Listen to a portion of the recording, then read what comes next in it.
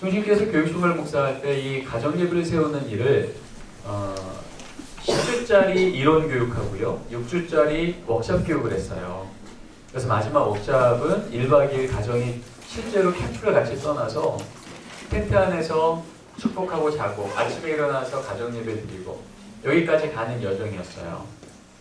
그래서 10주 교육을 했을 때는요, 다른 이 가정예배 학교 교육을 안 받은 분들하고 일반 교인들하고의 가정예배 퍼센테이지가 별 차이가 없었어요. 한 13% 정도.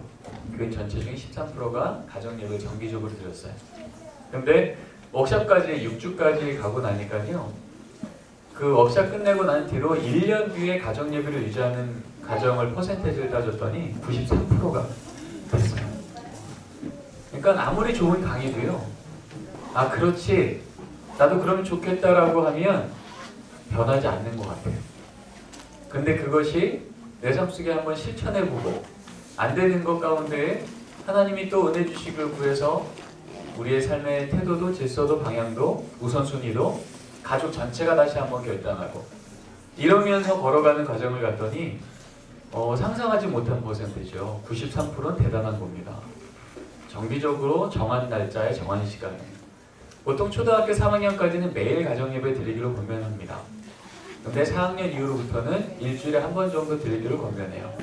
그것은 우리 가정 안에서의 삶의 태도, 아이들의 연령 안에서의 그 대화의 내용 이런 부분들을 고려할 때 이게 절대적이진 않지만 제가 경험했던 임상의 기준이었던 것 같아요. 그래서 바라기는 우리 한국중앙교회 리더가 되는 교회잖아요. 우리 교회 안에서도 이게 강의로 끝나지 않고 이벤트로 끝나지 않고 계속해서 교육 과정이 될 수 있도록 제가 만든 자료가 있어요. 작년에 나온 책이 있는데 그 책을 좀 활용하십시오 권면을 드렸어요. 그래서 그 안에 있는 체크리스트부터 시작해서 또 교회 안에서 할 수 있는 활동들 이런 것들 제안했으니 여기에 교육받는 여러분들 먼저 적극적으로 참여하셔서 우리 가정 가운데 한번 받았던 이벤트의 은혜가 아니라 우리 가정의 간증이 될 때까지 여러분들이 그 걸음을 잘 갖춰 걸어주면 좋을 것 같아요. 자, 오늘 강의는 동시를 갖고 시작하겠습니다. 잘 안 보이시죠? 혹시 들어보셨습니까? 아빠는 왜? 라는 동시요? 이거 예능 프로그램에 나왔던 동시입니다. 이렇게 됩니다. 엄마가 있어 좋다. 나를 예뻐해줘서. 냉장고가 있어 좋다. 나에게 먹을 걸 주어서. 강아지가 있어 좋다. 나랑 놀아주어서. 그리고 맨 끝이 뭔지 아십니까? 그런데 아빠는 왜 있는지 모르겠다. 이게 초등학교 2학년 아이가 쓴 실제 동시예요. 이게 예능 프로그램에 한번 나왔죠. 이 아이는 아마 그랬을 거예요. 아침에 눈 뜨기 전에 일하러 나가는 아빠는 자기가 잠들고 나간 뒤에야 들어오는 그 아빠는 도대체 이 아이의 인생 가운데 무슨 의미일까? 문만 아빠 얘기하고 있어요. 문만 열면은 냉장고에 먹을 게 있으니까 얼마나 냉장고가 고맙겠어요. 언제나 나를 반겨주는 강아지가 있으니 얼마나 강아지는 좋겠어요. 없어서 안 될 존재죠. 나랑 맨날 예뻐해주는 엄마는 나에게 너무 의미 있는 존재입니다. 문제는요, 이 아이에게 있어서 이 아빠는요 도대체 왜 있는지 모르겠는 거예요. 근데 이 아이가 정상적으로 큰다면 이제 한 3년만 더 크면 초등학교 5학년이 되죠. 초등학교 5학년이 되면 이제는 종합적, 분석적, 논리적 사고가 됩니다. 그때가 되면 이제 깨닫게 되겠죠. 아, 항상 냉장고를 채울 수 있는 이유도, 그렇죠? 이 강아지랑 나랑 내가 놀 수 있는 환경도, 우리 엄마가 내가 힘들 때마다 나에게 주목해주고 나를 사랑해줄 수 있는 그 환경도 다 무엇이 전제된 거예요? 아빠죠. 내가 눈뜨기로 이전에 벌써 나가서 일하고 하루 종일 애쓰고 수고하는 그 아빠의 희생이 있지 않고는요, 그냥 냉장고가 만들어내는 게 아니거든요. 그냥 강아지 예쁘다고 그 강아지 그냥 우리가 길러낼 수 있는 환경이 되는 게 아니에요. 이 아이가 놓치고 있었던 건, 비로소 깨닫게 되는 건, 냉장고도 강아지도 엄마가 나만 주목할 수 있는 환경도 결국 애쓰고 수고하는, 내 눈엔 보이지 않지만 그 아빠의 희생과 섬김이 있기 때문이구나라는 걸 이 아이는 깨닫게 됩니다. 사실 그러지 않을까요? 얘가 잠들고 난 뒤에 들어온 아빠는 잠자고 있는 이 아들의 머리를 만지고 볼을 만지고 또 다리를 만지고 하면서 잘 크고 있다고 응원하지 않을까요? 이 아이는 자느라고 전혀 모르지만 또 오늘 하루 동안 우리 혜건이가 이랬어요 라고 말하는 아내의 얘기를 들으면서 아이가 축구한 것을 상상해 보기도 하고 학교에서 어떤 활동을 했는지도 얘기 듣고 또 집에서 기특한 얘기한 것도 얘기 들으며 이 아이는 전혀 모르지만 이 아빠는요 이 아이의 얘기를 들으며 웃기도 하고 응원도 하고 사실 이 아이는 이렇게 해서 하루하루를 자라난 거죠.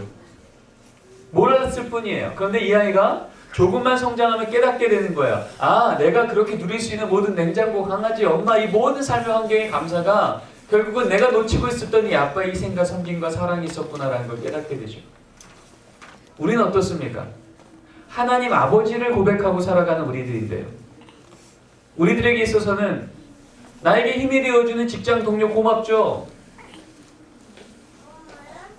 언제나 나에게 쉴 때면 환경을 만들어주고 또 때가 되면 먹을 거 입을 거 제공해주는 그 일터에서의 월급 고맙죠. 그리고 언제든 찾아가면 나에게 좋은 얘기해주고 내 말 들어주는 친구들 고맙죠. 그 눈에 보이는 고마운 거에 대해서 그렇게도 선명하게 우리가 고맙다 표현하면서 사실 우리가 이렇게 누릴 수 있는 그 근본적인 원인이 뭡니까? 죽을 수밖에 없던 우리를 자신이 죽어 우리를 살리시고 오늘도 우리에게 또 하루의 새로의 힘과 내가 만날 수 있는 사람들을 예비하시고 내가 누릴 수 있는 환경들을 은혜로 제공하시는 나를 위해 죽기까지 사랑하신 예수 그리스도의 사랑과 희생과 섬김이 있었기에 우리가 이렇게 누리고 사는 거 아닙니까? 그 많은 실수와 그 많은 연약함과 그 많은 죄악 가운데 또 살아감에도 불구하고 우리를 괜찮다고 내 사랑이 너를 아직도 붙들고 있기에 그 연약함 나의 은혜로 덮어주겠다고 말씀하시는 하나님 아버지의 사랑과 격려와 응원이 있기에 우리는 오늘도 또 이렇게 사는 거 아닙니까? 근데 우리는 얼마나 그 하나님께 감사합니까? 냉장고에는 감사할 줄 알고 강아지에는 감사할 줄 알고 우리로 치면 우리 동료한테는 감사할 줄 알고 친구한테는 감사할 줄 알고 이 직장에는 감사할 줄 알면서 그것이 그것 되게 가능하게 하시는 우리 하나님께 얼마나 감사하셨습니까? 성경은요 마땅히 감사해야 될 그 하나님께 감사를 돌리지 못하고 그 하나님이 나랑 무슨 관계가 있냐고 그 하나님의 은혜가 나한테 결핍된 것 같다고 그 하나님 나한테는 좀 불만이라고 말하는 그 자 그래서 하나님과 관계가 끊어진 자를 성경은 말하기를 죄인이라고 말합니다. 여러분 그래서 하나님 전문가라고 했던 율법학자 바리새인들이요 만 13세 될 때까지 토라를 달달달 외웠던 그 사람들이요 예수님이 볼 때는요 독사의 자식이었던 겁니다. 성경 몰라서요? 아니요. 율법 몰라서요? 아니요. 율법 안 지켜서 아니요. 다 지키는데요. 왜요? 하나님과의 관계가 끊긴 게 죄이기 때문에. 혹시 우리 하나님을 열심히 믿고 있는 기독 부모라고 하면서 정작 우리들의 삶 속에 우리 자녀 길러갈 때는요 하나님이 나에게 제공하시는 은혜와 사랑과 언약보다 세상이 나에게 위협하는 것들이 나에겐 더 큰 영향력이 되고 있지는 않습니까? 누가 주인입니까? 성경은 이런 사람들을 죄인이라고 말해요. 관계가 끊긴 자. 하나님과의 관계가 끊겨 이제는 하나님이 공급하신 은혜 앞에 감사할 줄도 모르는 자. 그런 의미에서 우리는요 지혜로운 하나님의 자녀 되기 원합니다. 하나님과 관계가 깊어지는 자들 되기 원합니다. 마치 초등학교 2학년 아이가 5학년쯤 되면 눈에 보이지 않는 아버지를 이제 깨닫게 되면 그 아버지의 사랑을 깨닫게 되면 어떻게 될까요? 냉장고를 봐도 아빠의 사랑을 느끼고요. 강아지를 봐도 아빠의 응원 소리를 듣는 거예요. 그러면 상황은 바뀐 게 없는데 여전히 아빠는 눈에 안 보이고 새벽부터 밤까지 일하지만 이 아이와 아버지의 관계는 어떻게 될까요? 깊어지겠죠. 신뢰의 관계가 되겠죠. 정말 행복한 관계가 되겠죠. 여러분 우리와 하나님의 관계가 그런 관계 되기로 합니다. 그 관계는 우리가 안 받던 은혜를 더 받아야 안 보이는 기적이 더 생겨야 우리 관계가 회복되는 게 아니라 그 하나님을 내가 인정하기 시작하고 깨닫기 시작하면 상황은 바뀐 게 없는데 이 관계는 우리 안에 세상이 넘어뜨릴 수 없는 세상에 감당 못할 믿음의 관계가 될 줄 믿습니다. 그래서 성경은요, 우리에게 말하기를 축복의 가정의 그 첫 번째 원리는요, 하나님께서 아브라함을 부르실 때부터 우리에게 말씀하시기를, 한번 같이 성경 읽어볼까요? 읽겠습니다. 시작. 여호와께서 아브라함에게 이르시되 너는 너의 고향과 친척과 아버지의 집을 떠나 내가 네게 보여줄 땅으로 가라. 여러분, 하나님께서 아브라함에게 내가 너한테 복 줄 거야, 너의 가정 복 줄 거야 라고 말씀하실 때, 여러분, 보여준 땅입니까? 보여줄 땅입니까? 보여줄 땅. 보여준 땅이라면 출발해서 땅만 벗겠죠. 그 땅 빨리 가야 될 텐데 저 땅이 과연 어떨까? 하나님이 말한 저 땅이 얼마나 나한테 비교할 때 메소포타미아 땅에 있을 때 땅보다 얼마나 기름질까? 이게 그의 관심이었겠죠. 근데 하나님이 처음부터 그렇게 얘기하지 않으셨어요. 보여준 땅이 아니라요, 보여줄 땅입니다. 보여준 땅이라면 땅만 보고 갔겠지만 보여줄 땅이면 누굴 봤을까요? 하나님을 봤겠죠. 그 당시 메소포타미아에서 가나안 땅까지 가는 길이요, 고속도로 나 있지 않았어요. 지도 있지 않았어요. 하나님이 지시할 땅이라고 말씀하신다면 이 땅의 종착점이 어딘지 모르게 아브라함은 눈 뜨면 어딜 봐야 될까요? 지시하시는 하나님의 손끝을 봐야겠죠. 그렇게 걸어가는 걸음이 하나님께서 진짜 그 가정을 복주는 가정, 믿음의 조상의 아브라함의 가정이 되는 가정이라고 말씀하셨다는 거예요. 그런 의미에서 우리에게 진정한 축복은요, 보여준 땅이 아니라 보여줄 땅입니다. 보여준 땅이라면 우리에게는 재정이, 잔고가, 성적표가, 또 우리가 의지할 만한 무언가 결과물이 우리에게 관심이 있지만, 그거 복 주실, 그거 나한테 주실 하나님 앞에 잘 보여야겠지만, 하나님께서 우리에게 말씀하신 영적 원리의 기본 자체가 보여준 땅이나 보여줄 땅이라면, 이제 우리의 관심은 그것이 아니라 그것을 제공하실 하나님께 주목하는 것. 거기에서 우리 가정에 진짜 소망이 생기는 거죠. 얼마짜리 연봉 줄 회사를 나한테 줄 건가가 관심이 아니라, 나로 하여금 그런 회사를 예비하사 나로 하여금 그거는 걷게 하실 하나님께 관심 갖게 될 때, 우린 그 회사를 들어가고 그 연봉을 받고 그런 성적의 자녀를 내가 만나도 그것이 나에게 우선되지 않는 거예요.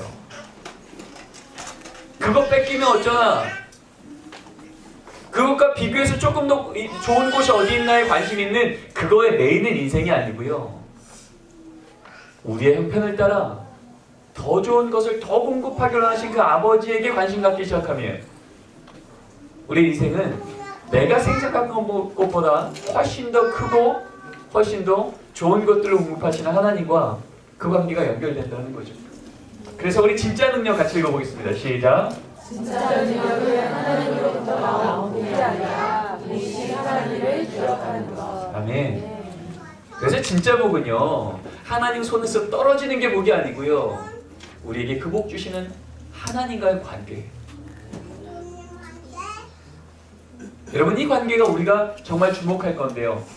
여러분, 여호수아 4장 1절에서 3절입니다. 이 배경 여러분 아실 겁니다. 이제 하나님께서 출애굽에 이르신 이스라엘 백성들을 이제는 약속한 대로 가나안 땅으로 들여보내십니다. 땅 한 평 없이 살던 이 사람들이 하나님께서 이제 저 적과 꿀이는 저 땅을 너희한테 주리라 말씀하셨으니 이 이스라엘 백성들에게 저 땅이 너무나도 좋아 보였을 거예요.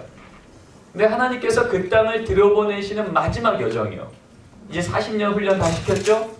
이제는 기도 훈련, 믿음 훈련 다 시켰기에 이제는 모세 한 명의 믿음으로 홍해를 가는 게 아니라 200만 명의 믿음으로 그 공동체 대표였던 영적 리더였던 제사장들이 어깨에 법궤 메고 흐르는 강물, 요단강 위에 발을 딱 담궜더니 요단강물이 어떻게 돼요?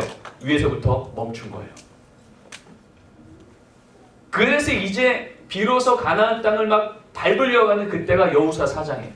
근데 그때 하나님께서 뭐라 그러냐면요, 그 땅을 비로소 밟으니까 그들의 관심 뭐였을까요? 40년 훈련 다 했죠? 언약한 대로 이 땅 들어왔죠? 그러니까 이제 하나님 앞에 부르신 관심은, 하나님, 우리 지파 어떤 땅 줄 거죠?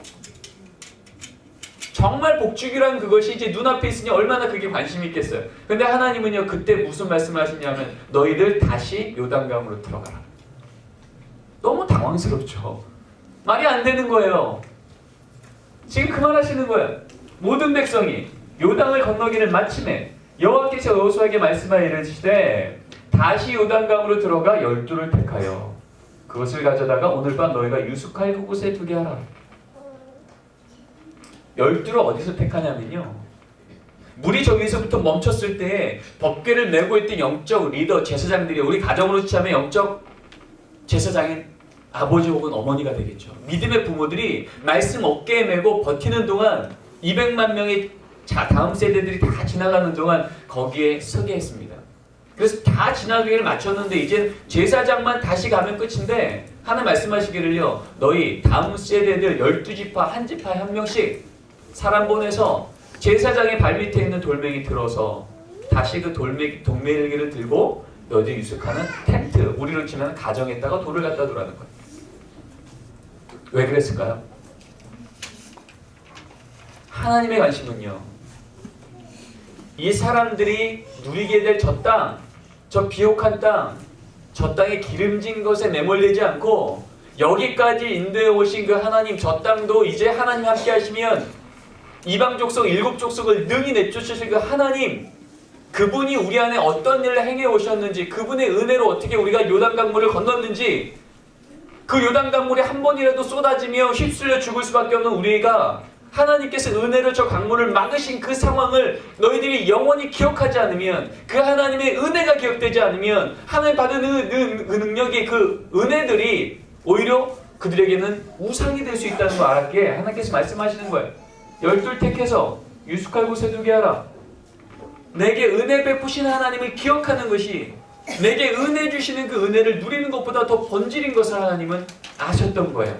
이것이 내 세대에 받았던 복으로 끝나는 게 아니라 이 내 다음 세대도 주인 되신 하나님을 기억하고 살아가면 내게 주신 복과는 비할 수 없는 더 큰 복이, 마치 에스겔서 47장에 나와 있는 것처럼 1천척을 갈 때마다 하나님의 은혜의 강물이 어떻게 돼요?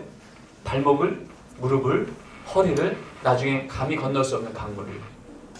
우리는 그저 내게 줬던 은혜, 우리 부모 세대에게 줬던 은혜 정도가 우리 자녀가 줬으면 좋겠다 생각하는데 하나님 안 그러는 거예요. 1천척 더 가라는 거예요.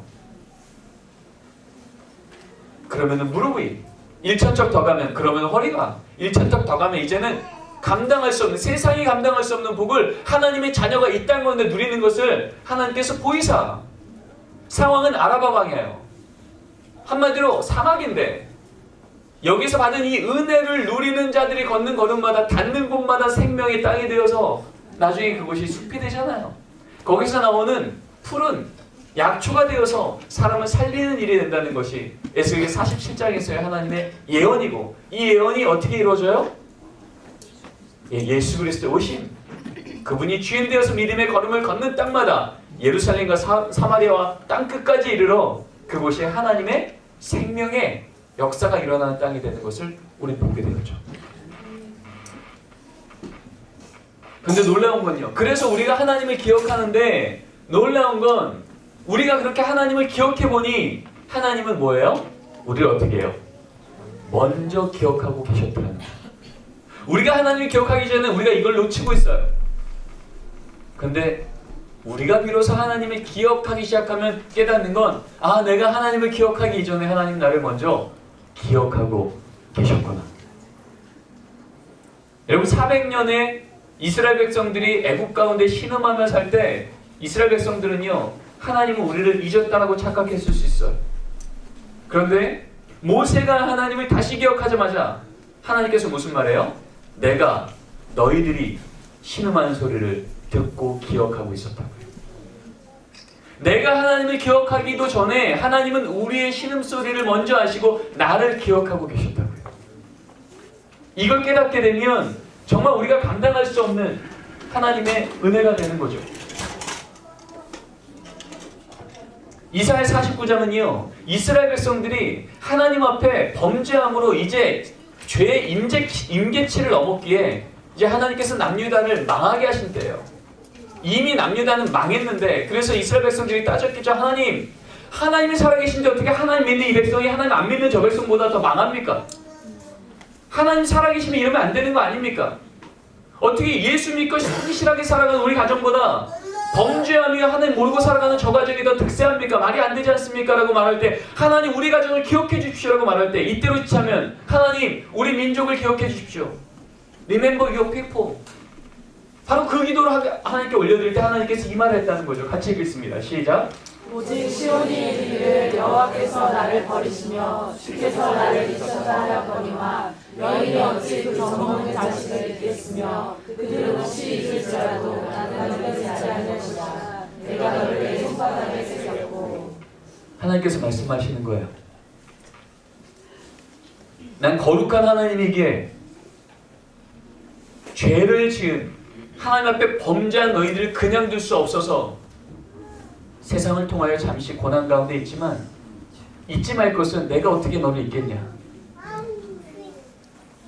너희들은 지금 나를 보고 내가 너희들을 잊었다 말하지만 버렸다 말하지만 젖먹는 어미가 어떻게 자녀를 잊겠고 설령 젖먹는 어미가 자녀를 잊을지라도 나는 그렇게 못한다. 그리고 너의 이름을 내 손바닥에 inscribing, 내 손바닥에 이름을 썼다가 아니고요, 내 손바닥에 너의 이름을 새겼다라고 말합니다. 너의 이름을 내 손바닥에 새겼는데 어떻게 내가 너를 잊겠냐. 나는 너를 기억해왔고 지금도 기억하고 있다는 것입니다. 근데 이걸 어떻게 깨달아요? 내가 하나님을 기억할 때 깨닫는 거예요. 내가 하나님을 기억하지 않으면 그렇게 기억을 받고 하나님의 주목을 받고 있음에도 불구하고 우리 이렇게 말하죠. 여호와께서 나를 버리시며 여호와께서 나를 잊으셨다고 우리는 말합니다. 정말 이렇게 되면 하나님과 관계는 끊기는 겁니다.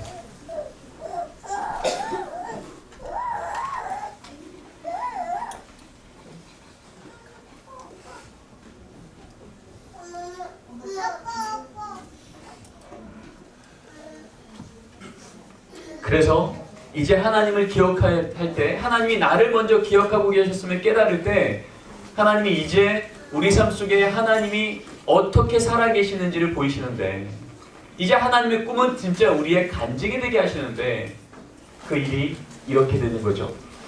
하나님을 기억함이 세상을 이기는 뭐가 된다고요? 능력이요. 여러분 너무나 잘 아시는 말씀입니다. 사무엘상 7절에 사무엘이 돌을 쳐하여 미스바와 센사에 세워 이르기를 여호와께서 여기까지 우리를 도우셨다. 이게 무슨 뜻이에요? 에베네스입니다. 하나님이 우리를 도우신 거구나. 내가 노력하고 내가 싸우고 내 지혜로 여기까지 온 게 아니라 내가 실수할 때마다 하나님의 붙들어 여기까지 왔구나라는 것을 우리가 인정하고 기억하자마자 그래서 믿음의 돌을 세우자마자 이에 어떤 일이 일어나 같이 읽겠습니다. 굴복하여 들어오지 못하게 하였으며 블레셋 사람을 막으시네. 아멘. 여러분 전략으로 보면요, 이 군대의 전술의 크기를 보면 블레셋이 클까요? 이스라엘이 클까요? 말할 것도 없어요. 블레셋이 절대로 큽니다. 근데 어떨 때는 블레셋이 이기기도 하고 어떨 때는 이스라엘이 이기기도 했어요. 근데 그 계기가 있습니다. 어떤 계기요? 뭘 세웠더니요? 에베네스예요. 블레셋 입장에서는요, 저 에베네셀이 세워진 이로부터는 우리가 감히 들어가지도 못하고 전쟁만 하면 패하고 도대체 저들을 붙들고 있는 이 능력이 뭔지 모르겠다 말할 수 있지만 사실은 우리는 알고 있죠. 이 에베네셀이란 돌이 그들에게 능력이 아니라요, 에베네셀이 어떤 돌이에요? 여호와가 우리에게 어떤 은혜를 베푸셨는지를 기억하는 돌이에요. 아까 12돌을 취하여 유숙하는 곳에 갖다 놓으라. 너희 집안 텐트 속에 집어넣어라. 그 텐트 속에 집어넣은 돌이 그 자체가 우상이에요? 그 자체가 능력이에요? 아니에요. 그건 뭘 기억하게 하는 거예요? 여기까지도 오신 하나님을 기억하게 할 리마인더라고요. 여러분 리마인더 아시죠? 혹시 먼저 하나님의 나라에 가신 할머니나 할아버지 혹은 아버지 어머니 계신 분들 계십니까? 그분들이 주신 유품이요, 세상적인 가치로 보면은 그렇게 비싸거나 그렇게 귀하지 않을 수 있어요. 근데 그분이 평생 썼던 빈 지갑이요, 손바느질해서 시가는 딸에게 쥐어줬던 그 손지갑이요, 세상적인 돈으로는 몇천 원 되지 않지만 이 딸에게는 얼마짜리가 될까요? 평생의 힘이 되겠죠. 내가 줄 건 없는데, 내가 채워줄 수 있는 돈도 없고 재물도 없지만 이 지갑을 내가 만들며 하나님께서 이 지갑 가운데 필요할 때마다 너의 삶을 채워주실 거야 기도하며 만드신 그 지갑이요. 여러분 그 지갑을 볼 때마다 우린 뭐가 생각이 날까요? 엄마의 사랑이에요. 친정 어머니의 그 사랑이에요. 지갑은 그 자체가 힘이 아니라요. 리마인더이기 때문에 힘이 있는 거예요. 십자가요. 여러분 십자가를 보면 여러분 가운데 무엇이 다시 생각납니까? 나를 위해 죽으신 주의 사랑이요. 주의 희생이요. 여러분 이것은 그것이 우상이 될 건지 아니면 그것을 통하여서 우리 믿음이 다시 한번 주 안에서 강력하게 설 건지는 그 자체가 아니라 그 자체를 통하여 우리가 무엇을 기억하느냐예요. 그래서 성경은 끊임없이 얘기합니다. 나를 기념하라. 나를 기억하라. 여러분 신명기라는 뜻이 뭡니까? 두 번째 계명이라는 뜻이에요. 새로운 하나님의 명령이요. 십계명을 통해서 주신 그 말씀이 십계명 계명의 율법 자체가 중요한 게 아니라 그 율법을 주신 하나님의 그 진짜 뜻이 무엇인지 너희들에게 주신 새로운 이 계명을 너희들이 기억해야 된다. 그래서 십계명을 통하여서 이게 율법이고 숙제고 규례인 줄 알았던 이스라엘 백성들에게 이제 이것 들고 저 땅 들어갈 때 너희들 이 율법이 아니라 율법을 통해서 정말 말하고자 하는 하나님의 사랑과 하나님의 뜻이 무엇인지 너희들이 다시 한번 깨달아야 된다고 모세가 들어가기 바로 전에 설명했던 우리로 치면 설교했던 그 설교문이 바로 신명기 아닙니까? 그래서 신명기의 별명은요 하나님을 기억하게 하는 말씀이 신명기 별명이에요. 여러분 베드로가요 실패한 베드로에서 능력의 사도로 바뀐 그 케이스가 뭐라 그랬죠? 안 받던 은혜를 더 받아서요? 안 보이는 기적을 더 봐서요? 아니에요. 은혜 더 받아서 베드로가 실패한 베드로에서 능력의 사도가 된 게 아니라 받았던 은혜를 깨닫게 되는 순간 디베라 바닷가에서 내가 만났던 내가 섬겼던 그 주님은 나를 죽기까지 사랑하신 진짜 하나님의 나를 향한 사랑이셨구나. 바로 그것을 깨닫게 되는 순간 그는 실패한 베드로에서 능력의 사도로 바뀐 거예요. 우리에게 필요한 건 하나님 더 은혜 주십시오. 더 능력 주십시오. 더 기적 주십시오가 아니라 지금까지 내게 주신 그 은혜가 하나님의 살아있는 나를 향한 하나님의 진심이었구나를 깨닫게 되는 순간 우리들의 삶은 세상이 감당 못할 하나님의 축복의 삶이 될 줄 믿습니다. 여러분의 가정 가운데 이 에베네셀이요 여기까지 우리를 도우셨다라고 기억하는 고백하는 가정예배가 매일매일 서 있는 한 세상의 블레셋이 굴복하여 다시는 우리 가정에 들어오지 못하며 여호와의 손이 우리 가정이 사는 날 동안에 세상의 손을 막으심에 이 말이 우리 가정의 고백이 될 줄 믿습니다. 그래서 주님께서는 우리 삶의 위기가 올 때마다 말씀하시는 거예요. 나를 기억하라고요. 우리 삶의 형편을 보고 하나님을 보면요 하나님은 도대체 살아계신지 우리 가정 가운데 관심이 있으신지 모를 정도로 너무 절망이 많습니다. 세상을 보고 하나님을 보면 나마저도 하나님에 대해서 의심이 되고 뭔가 잘못된 것 같아요. 하나님의 나라가 무너진 것 같아요. 그런데 하나님의 말씀의 원리대로 하나님을 먼저 기억하고 하나님이 내게 어떤 하나님이었는지를 기억하고 그리고 세상을 보기 시작하면요 어떤 것에도 제한받지 않는 하나님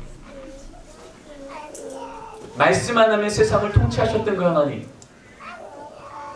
여러분 하나님의 이름이 야훼라고 하는 것 아시죠? 야훼라는 이름이 히브리어로요 칼동사로다가 칼동사의 문법으로 해석이 되면 영어로 쓰면 비동사입니다. I am who I am. 하나님의 이름 자체가요 나는 스스로 있는 자다. 어떤 것을 제한받지 않는 자다. 우리는 무언가를 하려고 하면 우리 제한을 받죠. 상황이요 환경이에요. 재료가 없으면 음식 못하고요 철근이 벽돌이 없으면 우리는 건물 못 짓습니다. 그게 우리 인간인데 하나님께서 말하기를 내가 누군지 아냐. 나는 나 자체가 I am who I am. 에헬 아쉘 에헬 이 말 자체가 그런 뜻인 거예요. 내가 어떤 것에 제한받지 않는 하나님인 것을 믿을 때 모세야 너 바로한테 가서 내 백성 끌어내 라고 말할 때 핑계댈 게 없었던 거예요. 저 입이 뻣뻣한데요 저 군사 없는데요 바로는 저렇게 힘이 센데요 아니야 내가 그것을 제한받을 줄 아냐. 그런데 이 이름이요 칼동사가 아니라 히필동사로 번역이 되면 히브리 히필동사는 우리 영어로 치면 사역동사입니다. make 동사입니다. I make what I make. 아니면 I can what I can. 나는 내가 하고자 하는 건 하는 자다라는 것. 내가 너를 향해서 선한 계획을 갖고 그것을 이루리라 말했다면 그것을 너로 인하여서 제한받지 않고 그것을 반드시 이루시는 자가 바로 나라는 거예요.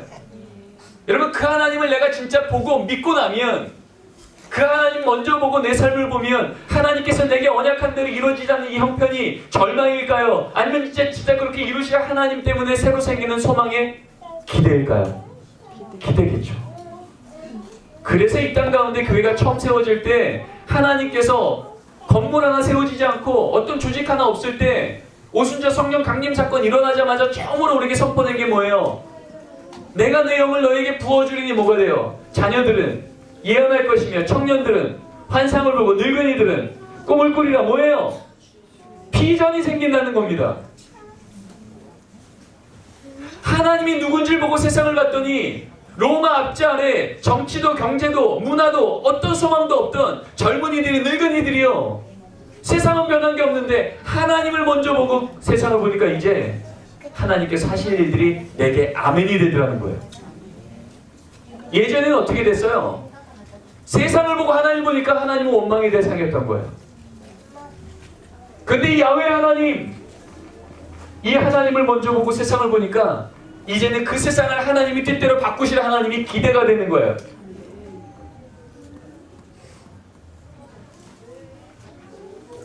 여러분, 제가 지난주에 그 얘기했습니까? 하나님의 말씀은 명령이 아니라 언약이라고요. 기억나세요? 그러면 그 말씀은 누가 이룬다고요? 내가 이뤄내야 될 숙제를 하나님이 이루실 하나님의 일이에요. 우리는 거기에 아멘하면 그 일이 우리 가운데 이루어지게 하나님 우리에게 믿음 주셔서 안 걸어가던 걸음 걷게 하시고요. 지쳐있던 우리에게 다시 한번 힘내서 걷게 하시고요. 힘들어서 절망이 있어서 성실할 수 없던 우리를 비전 때문에 눈빛이 살아있어서 성실하게 만드시는 그 하나님이에요. 그래서 우리가 하나님을 기억할 때 이 기억이 바로 우리로 하여금 세상이 우리를 감당 못할 가정으로 바꾸신다는 겁니다. 가정예배가 바로 그런 자리예요.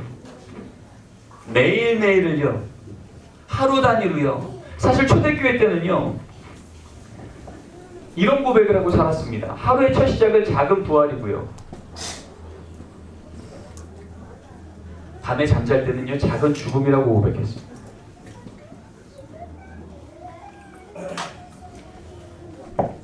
이게 초대교회 때 고백이에요. 그들은 하루하루의 삶이 안식구 첫날, 날 위해 죽으사 부활하신 하나님께서 예수 그리스도께서 내게 주신 새 생명인 것을 고백했기에 그들은 안식구 첫날, 우리로 따지면 주일날 모여서 예배드렸지만 매일매일이 그들에게 작은 부활이요, 매일매일의 잠을 잘 때는 이제 하나님을 의지하지 않고 살았던 오늘 하루의 나의 연약함은 죽었고 내일 하루 믿음으로 다시 한번 주님과 살아날 것을 기대하는 믿음의 고백으로 살았던 자들이에요. 그래서 그들은 그렇게 핍박 가운데에도 그들은 결국은 로마가 무너지기까지 그들의 믿음을 지키고 다음 세대가 이 믿음을 전수받을 수 있었던 겁니다. 그래서 하루에도요 7번의 시간을 정하고요, 그 시간이 되면 삶에 어떤 일을 하든 삶에서 멈추어서 하나님이 내 삶 속에 어떤 은혜를 베푸셨고 내가 어떤 생명으로 오늘도 이렇게 살아가는지 기억하게 했어요.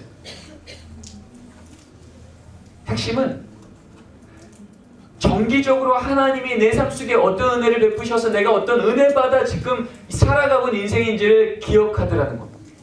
가정예배는 바로 그렇게 거룩한 기억, 일상의 시간에서 거룩한 시간을 구별하는 게 가정예배입니다. 성경에 보면 예배야말로 하나님께서 우리의 인생을 다시 한번 회복하는 유일한 길이었는데, 그래서 신라곤했던 아담과 하와 그 자녀였던 가인과 아벨이 하나님을 다시 만날 수 있었던 자리가 어디였어요? 예배 자리였잖아요.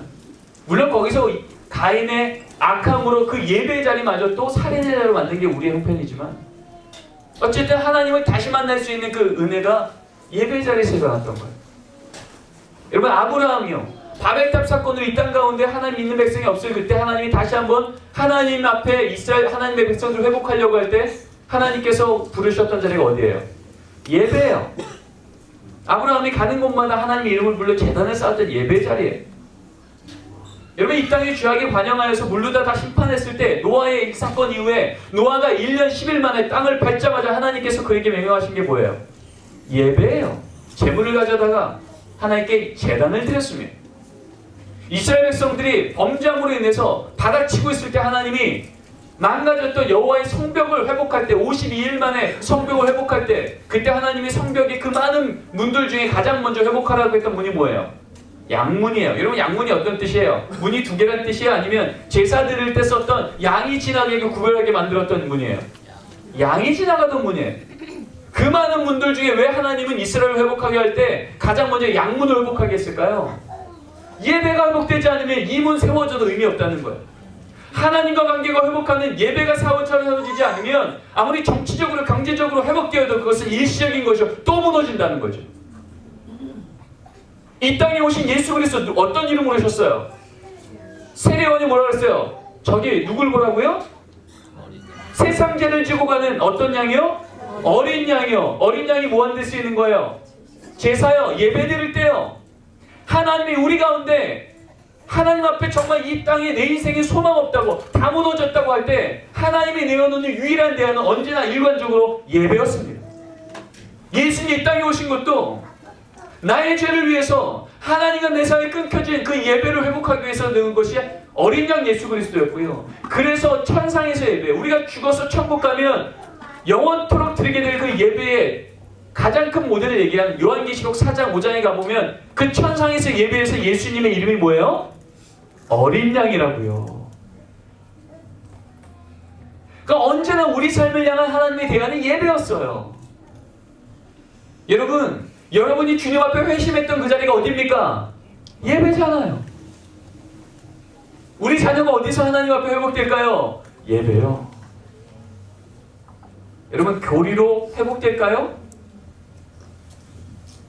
전통으로 회복될까요? 그렇게 하려고 하다 망한 사람들이 2000년 전에 율법학자들, 바리새인들이었죠.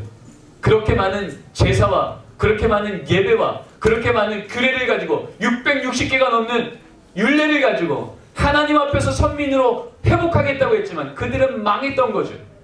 거기에 주님께서 하신 일은 내가 죽어, 내가 어린 양으로 하나님과 너희 사이에 끊어졌던 이 길을 살리는 유일한 길, 예배요. 여러분 이 예배가 우리 가정 가운데 회복되기를 원합니다.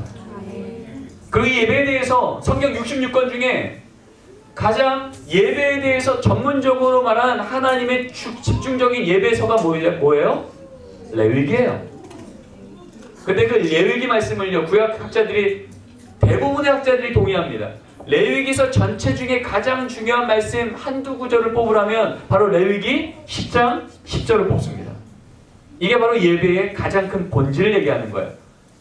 이 10장 10절은 예배를 주관하는 제사장, 우리로 치면 가정 예배를 드리려고 할 때 믿음의 부모, 아빠, 엄마가 가정 예배를 세울 때 뭐가 본질인지를 말씀하시는 하나님의 아주 핵심적인 말, 같이 읽어보겠습니다. 시작. 그리하여야 너희가 거룩하고 속된 것을 분별하며 부정하고 정한 것을 분별하고. 사실 이 성경은요, 한국말 번역할 때 좀 잘못 번역이 돼 있어요. 뉘앙스가 마치 예배라는 게 우리 삶 속에 속된 것과 그 속된 삶 중에 거룩한 시간을 잘라놓는 게 예배라고 착각하게 만들었어요. 그런데 영어 성경만 가도요, 히브리어 원어를 가도요, 이 말은 그렇게 번역되지 않습니다. 이 말은 이렇게 번역이 됩니다. 영어 성경은요, the holy and the common. 우리는 the holy and the secular라고 할 것 같아요. sacred and secular요. 거룩한 것과 세속적인 것을 구별하는 그 시간과 장소가 예배라고 착각할 것 같아요. 그런데 성경은 그렇게 말하지 않습니다. 성경은 말하기를요, 거룩한 것과 일상적인 것을 구별하라는 거예요. 그러니까 예배 드릴 땐 거룩하게 예배 드리고 예배 끝난 삶 속에서는 적당히 세속적으로 살아도 되는 게 우리 삶이 아닌 거고요. 세속적인 것과 거룩한 것이 섞여있는 우리의 연약한 이 삶 가운데 하나님 때 일상 가운데 하나님 때문에 구별하는 시간과 장소를 잘라놓는 게 예배라는 거예요. 이게 우리 가정 예배로 적용되면 어떻게 할까요? 우리 가정 가운데는요, 거룩한 시간도 있지만 세속적인 시간도 있습니다. 그게 우리 연약함입니다. 인정합니다. 그래서 가정 예배 드릴 때는 평소와 다르게 콧소리를 내면서 예배 인도하는 게 아니고요.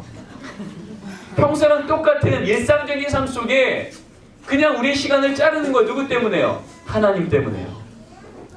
평소에는 거침없이 말하다가 가정 예배만 드리면은 거룩한 말로다가 우리 단어가 바뀌는 게 아니고요.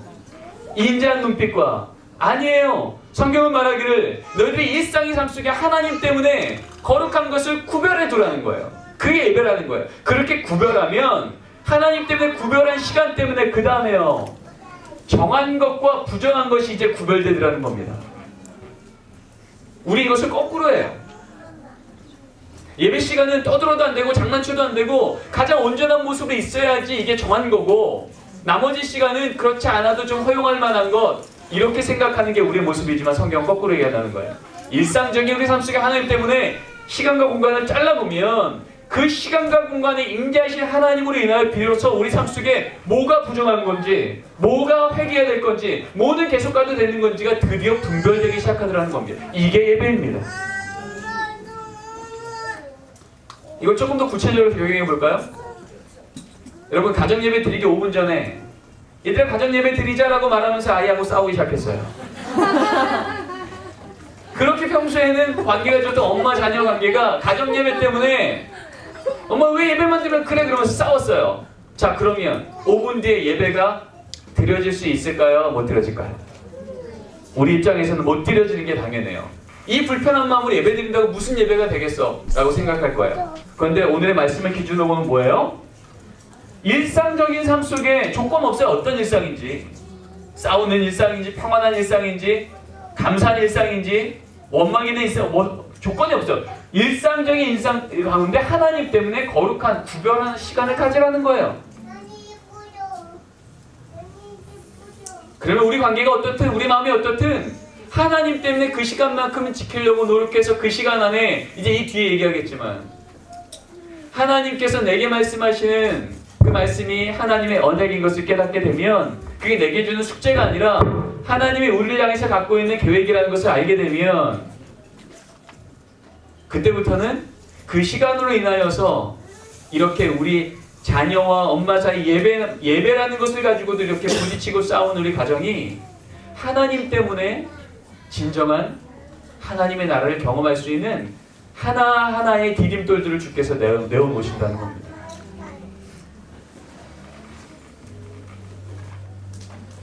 자, 여기까지 하고 신의 시간 갖겠습니다. 아브라함의 가정이에요. 같이 한번 읽겠습니다. 시작. 그가 처음으로 제단을 쌓은 곳이라. 그가 거기서 여호와의 이름을 불렀더라. 아브라함의 이름 롯도 양과 소와 장막이 있으므로. 여러분 하나님께서 가정 예배에 대한 대표적인 모델을 보여주신 말씀이 이 말씀이에요. 하나님이 부르셔서 저 우상의 땅에서 가나안 땅으로 가고 있죠. 남들이 보면 아브라함의 가정이나 롯의 가정이나 세상이 볼 때는 하나님 때문에 구별된 가정이에요. 저 가정은 하나님 살아계시면 복 받아야 돼요. 저 가정은 하나님 진짜 살아계시면 저 자녀는 좀 잘 돼야 돼요. 어려움도 잘 이겨내야 돼요. 그런데요, 세상이 볼 땐 그렇지만 하나님 볼 때는요, 이 아브라함의 가정과 롯의 가정은 큰 차이가 있더라는 겁니다. 자, 아브라함 가정에 뭐가 있어요? 제단이요. 뭘 하는 제단이요? 한마디로 가정 예배가 있더라는 겁니다. 그런데 롯의 가정에 뭐가 있어요? 양과 소와 장막이요. 여러분, 이 당시에 양과 소와 장막은 뭘까요? 적당한 돈이고요, 적당한 재정과 적당한 이것 들고 가면 그 땅에서 좀 먹고 살만 하고요. 근데 양과 소와 장막은 있을 때 뭐는 없을까요? 제단은 없는 거예요. 제단이 있다는 얘기 있어요? 없어요. 왜 없을까요?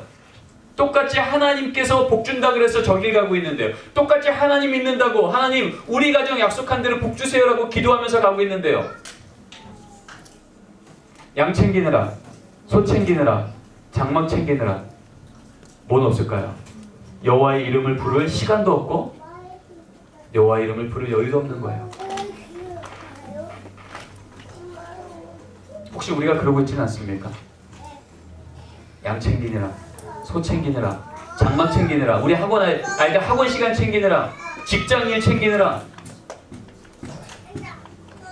여호와의 이름을 부를 시간은 도대체 우리 가정은 없어요, 시간이. 근데 여러분, 이 말 하자마자 성경은 말합니다. 이 말 끝나자마자 바로 다음 절부터요, 어떤 얘기 나오냐면 양과 소와 장막 챙기느라 여호와의 이름을 놓쳤던 소돔, 롯은요 눈에 보이는 대로 소돔 땅을 쫓아갔고요, 아브라함은 가나안 땅에 들어갔습니다.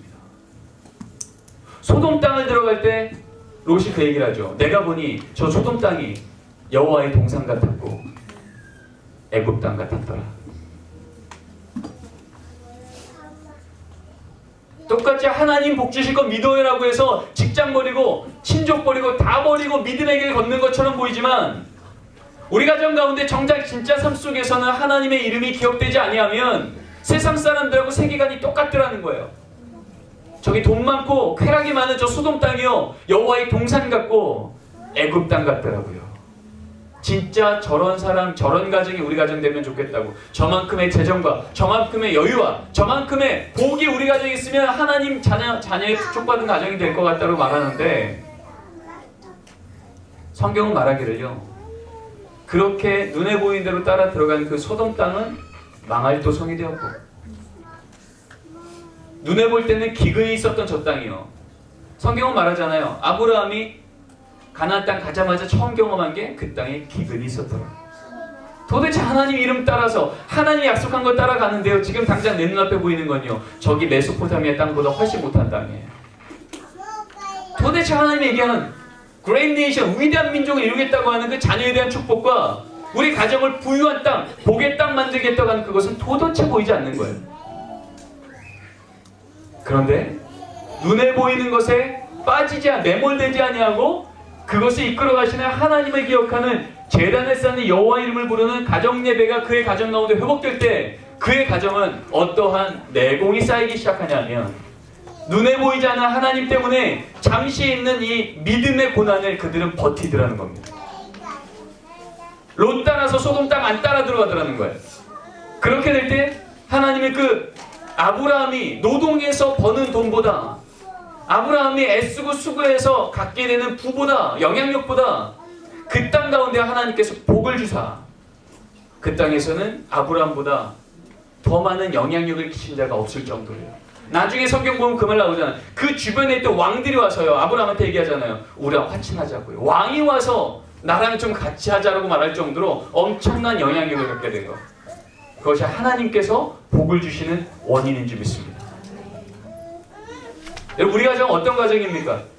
하나님께 복 받겠다고 똑같이 가나안 땅 걷는 여정이지만, 남들이 보면 기독 가정이지만 양 챙기느라 소 챙기느라 장막 챙기느라 가정 예배 드릴 5분 10분의 시간이 없는 게 우리 형편 아닙니까?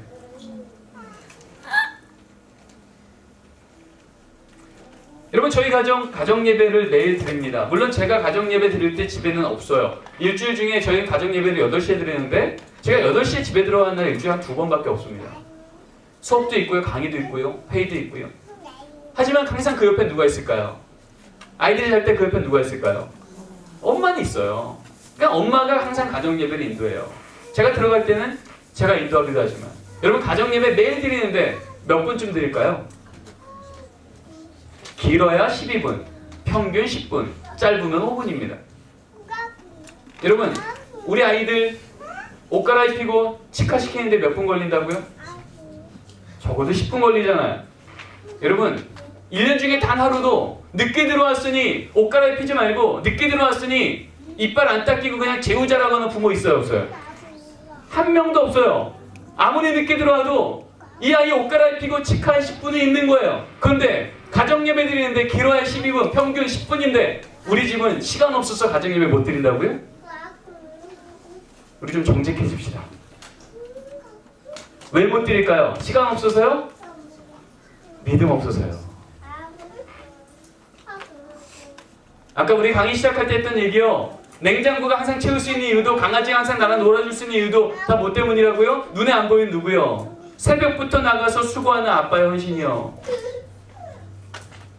여러분, 우리가 그렇게 일하는 직장도요, 우리 아이들이 이렇게 다니는 학원도요, 학교도요, 지혜도요, 다 누가 무엇을 공급해서 가능한 일이에요?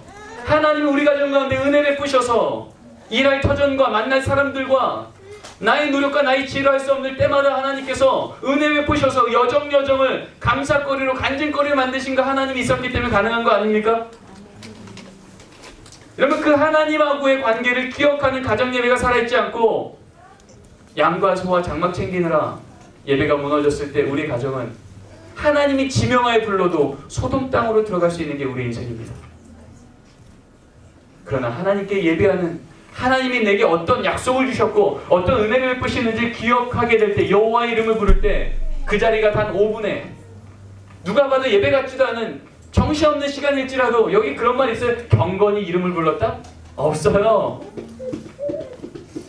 여러분, 이 당시에 아브라함이 걸었던 땅은 그냥 맨바닥입니다. 우리로 치면요 그냥 노숙자예요. 경건함이요? 어떤 규례요? 없어요. 중요한 거는 그가 하나님의 이름을 놓치지 않고 불렀다는 게 중요한 겁니다. 여러분, 그것이 바로 이 아브라함이 하나님께서 축복의 가정으로 만들었던 성경에 나오는 초창기의 하나님의 기본 원리라는 겁니다. 눈에 보이는 대로 소돔 땅 들어가지 않고 여호와의 이름을 기억하여 하나님께서 밟는 땅마다 복의 땅이 되게 하신, 복 쫓아가다가 지치는 인생이 아니라 복이신 하나님을 내 안에 두고 그 하나님 온 가족이 같이 고백하는 일이 하루하루 매일매일 일어날 때마다 하나님이 우리 가정을 잊지 않으시고, 에베네셀의 토이셀 사은 이후로 블레셋이 감히 그들을 건너지 못했으며 건들리지 못했던, 세상이 감당 못할 그 가정이 되는 놀라운 역사가 여러분 가정 가운데 회복되기를 원합니다. 자, 우리 10분만 쉬겠습니다. 우리 11시 5분에 이어서 이제 구체적인 방법들을 여러분에게 예배에 집중되어서 성경에서의 도전들, 영적 원리들. 그래서 이제는 여러분하고 좀 구체적인 얘기를 나눠보자 합니다. 저는 가정 예배를 영적인 의미에서는 이렇게 해석을 합니다. 전쟁 같은 매일의 삶 속에서 하나님을 기억하는 시간. 이게 가정 예배입니다. 그러니까 성경에서 요구하고 있는 나를 기억하라, 기념하라, 이 말은 우리가 마음의 동의로는 되지만 삶 속에서 쉽지 않아요. 근데 그걸 할 수 있는, 아까 얘기했던 일상의 삶 속에 하나님 때문에 5분, 10분을 잘라놓는 것.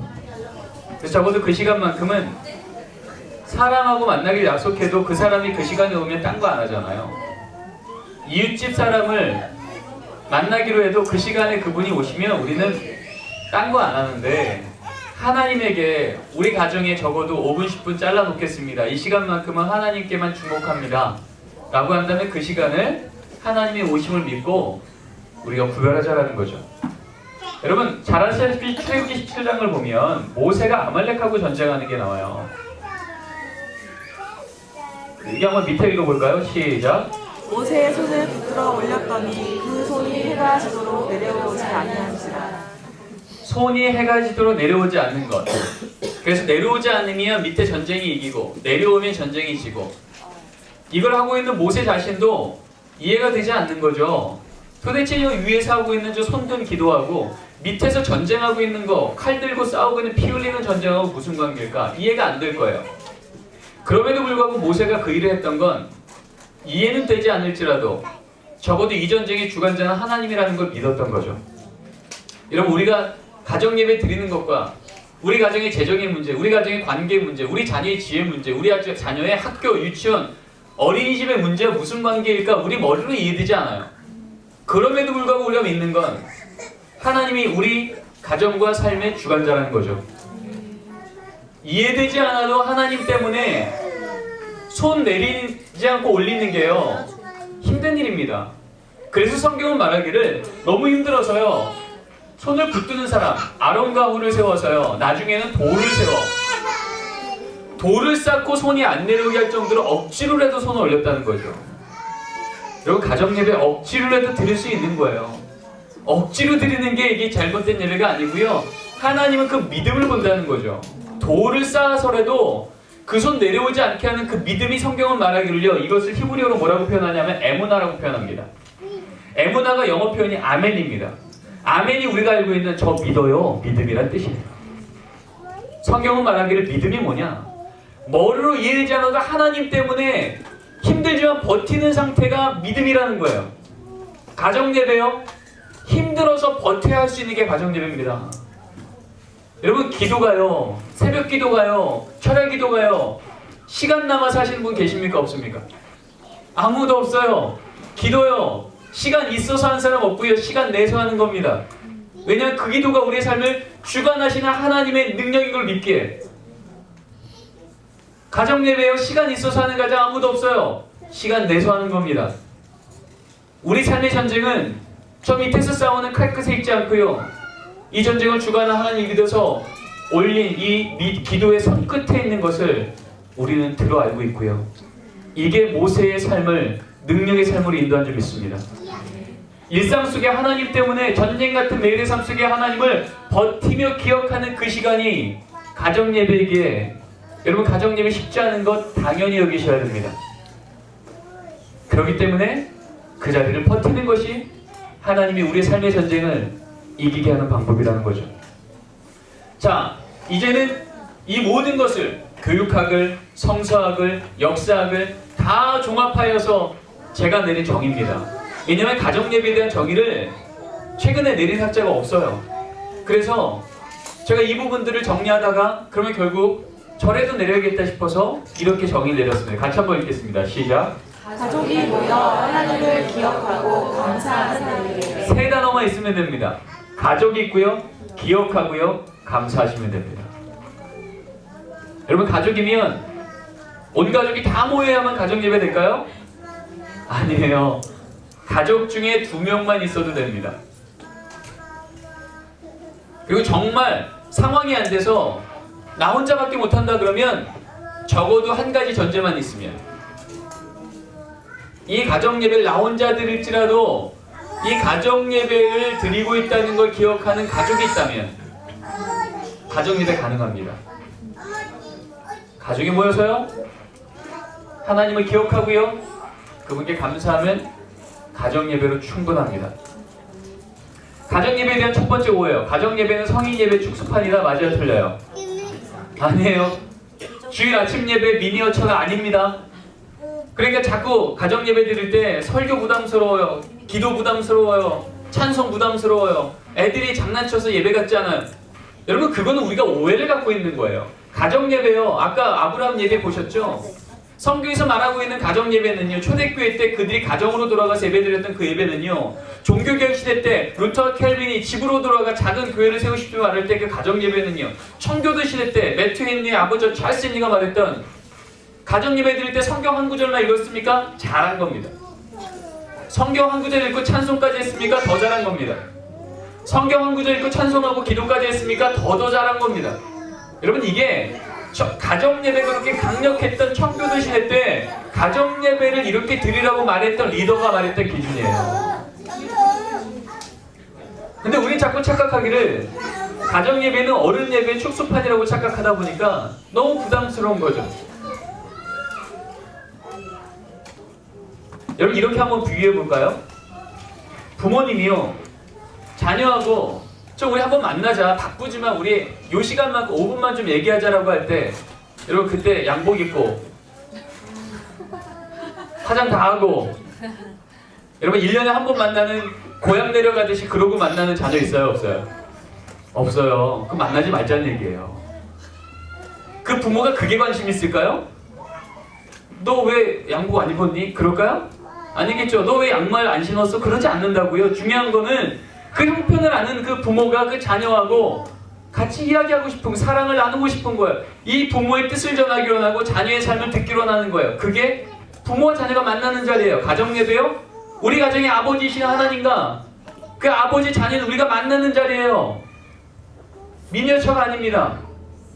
그런 의미에서요, 가정예배를 성인예배 축소판으로 오해하지 마십시오. 두 번째요, 가정예배에 대한 오해요. 가정예배는 자녀를 위한 부모의 숙제다? 어떠세요? 아니죠. 자녀 때문에 어쩔 수 없이 하게 될 숙제 아니죠. 이것은 가정을 향한 하나님의 축복인 줄 믿습니다. 이 말하고요, 이 말하고는 연결이 됩니다. 여기서 정리할게요. 여러분, 가정예배를 드릴 때 가장 실수하는 본질적인 실수가 뭐냐면, 가정 예배를 드리면서도 여전히 나는 엄마고 넌 딸이고, 난 아빠고 넌 아들이고, 난 말해야 되고 넌 들어야 되고.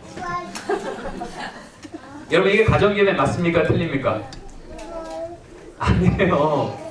가족 모임이라면 돼요. 가족 모임이라면 여기 가족 안에서 난 아빠고 넌 아들이고 난 엄마고 넌 딸이고, 난 좀 알았고 넌 인생 살았고 넌 안 살았고 모르고, 맞죠? 그러나 이것이 가족 모임이 아니라 가정 예배라면, 적어도 하나님을 모시고 드린 예배라면 여기서 아버지 누구세요? 하나님이요. 나는 아빠지만 적어도 가정 예배 드릴 때 난 누구예요? 아들이에요. 딸이에요. 가정 예배 드릴 때만큼은요, 하나님 앞에서 아빠도 엄마도 아들도 딸도 똑같이 자녀라고요. 근데 그 시간마저는 나는 아빠고 넌 딸이고 이렇게 되기 시작할 때요, 그 시간은 종교적인 시간은 되지만 하나님의 은혜가, 하나님이 정말 아버지 되셔서 우리 가정에 무너진 질서를, 우리 가정에 잘못된 기준들을 하나님의 은혜로 바로 잡는 일들은 일어나기 어려운 거예요. 여러분, 성경은 있습니다. 뭐 지난주에 얘기했던 얘기 한번 해볼까요? 항상 기뻐하라, 이 말씀. 여러분, 그 말씀을 가정 예배 드리는데 읽었어요. 그러면 이 아빠가, 내가 아빠고 네가 아들이면 어떻게 하겠어요? 아들, 항상 기뻐하라고 하는데 왜 언니 얼굴이 그래? 너 얼굴 펴. 항상 기뻐하래잖아. 딸, 너 왜 그러니? 너 하나님 안 믿니? 이러면서 말하기 시작하면 여러분, 가정 예배 시간에 이 아이들이, 아, 하나님이 나에게 기뻐하라 그러시는구나, 얼굴 펴야겠구나, 어머니 아버님 잘못했습니다, 그렇게 얘기하겠습니까? 아무도 그렇게 얘기하지 않죠. 왜요? 이 딸이 보기에, 이 아들이 보기에 그렇게 말하는 아빠가 화내고 있거든요. 왜 안 기뻐해요, 오빠는? 왜 우리한테만? 여러분, 기도할 때 어떻게 기도해요? 하나님, 우리 아들 장난 안 치게 하시고, 공부 열심히 하시게 하시고, 배르지 않게 하시고, 친구랑 잘 지내게 하시고, 성실하게 하시고. 여러분, 이게 기도예요? 아니면 아빠의 바람이에요? 좋은 말이 바람이지 잔소리잖아요. 종교 행위를 가장한 잔소리라고요. 여러분, 그 시간에 아이들이 막 기대하고 바라고 기다리고 준비하고 예비할까요? 아니요. 지루하고 싫고 짜증내고 가기 싫은 자리겠죠. 왜 우리 가정 예배가 무너진지 아십니까? 하나님의 은혜보다 우리 인간의 전통과 인간의 기준과 인간의 높음이 그 주인 자리를 찾기 때문에 그렇습니다. 가정 예배는요, 적어도 가족이 모여 하나님이 우리 가정의 주인 되심을 인정하여 주인이신 하나님이 위기 가운데 있는 우리에게 어떤 언약을, 기쁨 가운데 있는 우리에게 어떤 칭찬과 격려를, 이제 중요한 결정을 해야 될 우리 가정에게 하나님의 뜻은 어떤 것인지를 말씀하셔서 우리 가정이 안 보이는 길이 보이는 자리가 가정 예배인데, 우린 여전히 가정 예배를 종교 행위로 알고 있는 거예요. 애들이 예배 드리다가 힘들어서 허리를 누우면, 딴짓하면 우린 그게 너무 힘든 거예요. 적어도 가정 예배라면 여러분, 그 시간에요, 아이들 누워있는 거, 허리 안 피는 거, 딴짓하는 거, 그거 지적하는 것보다 중요한 건, 얘들아 들어봐, 하나님이 우리한테 이렇게 말씀하시네. 항상 기뻐. 얘들아, 너는 기뻐하지 못해도 하나님이 널 기뻐하게 도와주신대. 우리 맨날 기쁨 못했던 그 자리에 어떻게 하나님이 기뻐하게 도와줄지 기대해볼까? 성실하라, 게으르지 말아라 말씀 들을 때, 아들, 너 왜 게으르니? 성경 말하는데. 여러분, 이렇게 말할 때 아들이 안 변하지만요, 내가 이 자리에서 아빠가 아니라 하나님의 자녀구나라는 걸 인식하면 이 아빠의 말이 어떻게 바뀔까요? 태건아, 오늘 말씀 들어보니까 아빠가 별로 기뻐하지도 않았던 삶을 살았던 것 같아. 너희들에게도 맨날 얼굴 찌푸리고 있었던 것 같아. 게을렀던 모습이 있었던 것 같아.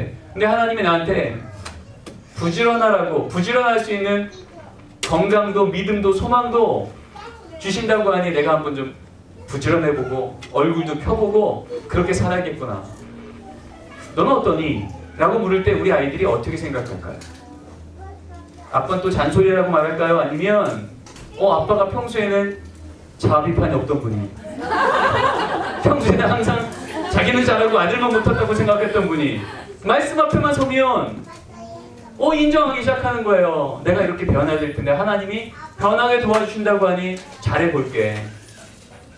이거 생각해보니까 내가 너희들한테 본이 안 됐던 것 같다. 미안하다. 그러나 우리 한번 이렇게 해보자 라고 말하기 시작하면 우리 아들이 이 자리를 불편하고 힘들고 짜증낼까요? 아니면 은근히 기다리고 평소에 못했던 말도 좀 하고 정말 하나님이 우리 가정 가운데 말씀 안에서 서로 소통케 하시는 격려와 사랑이 흘러가는 시간이 될까요?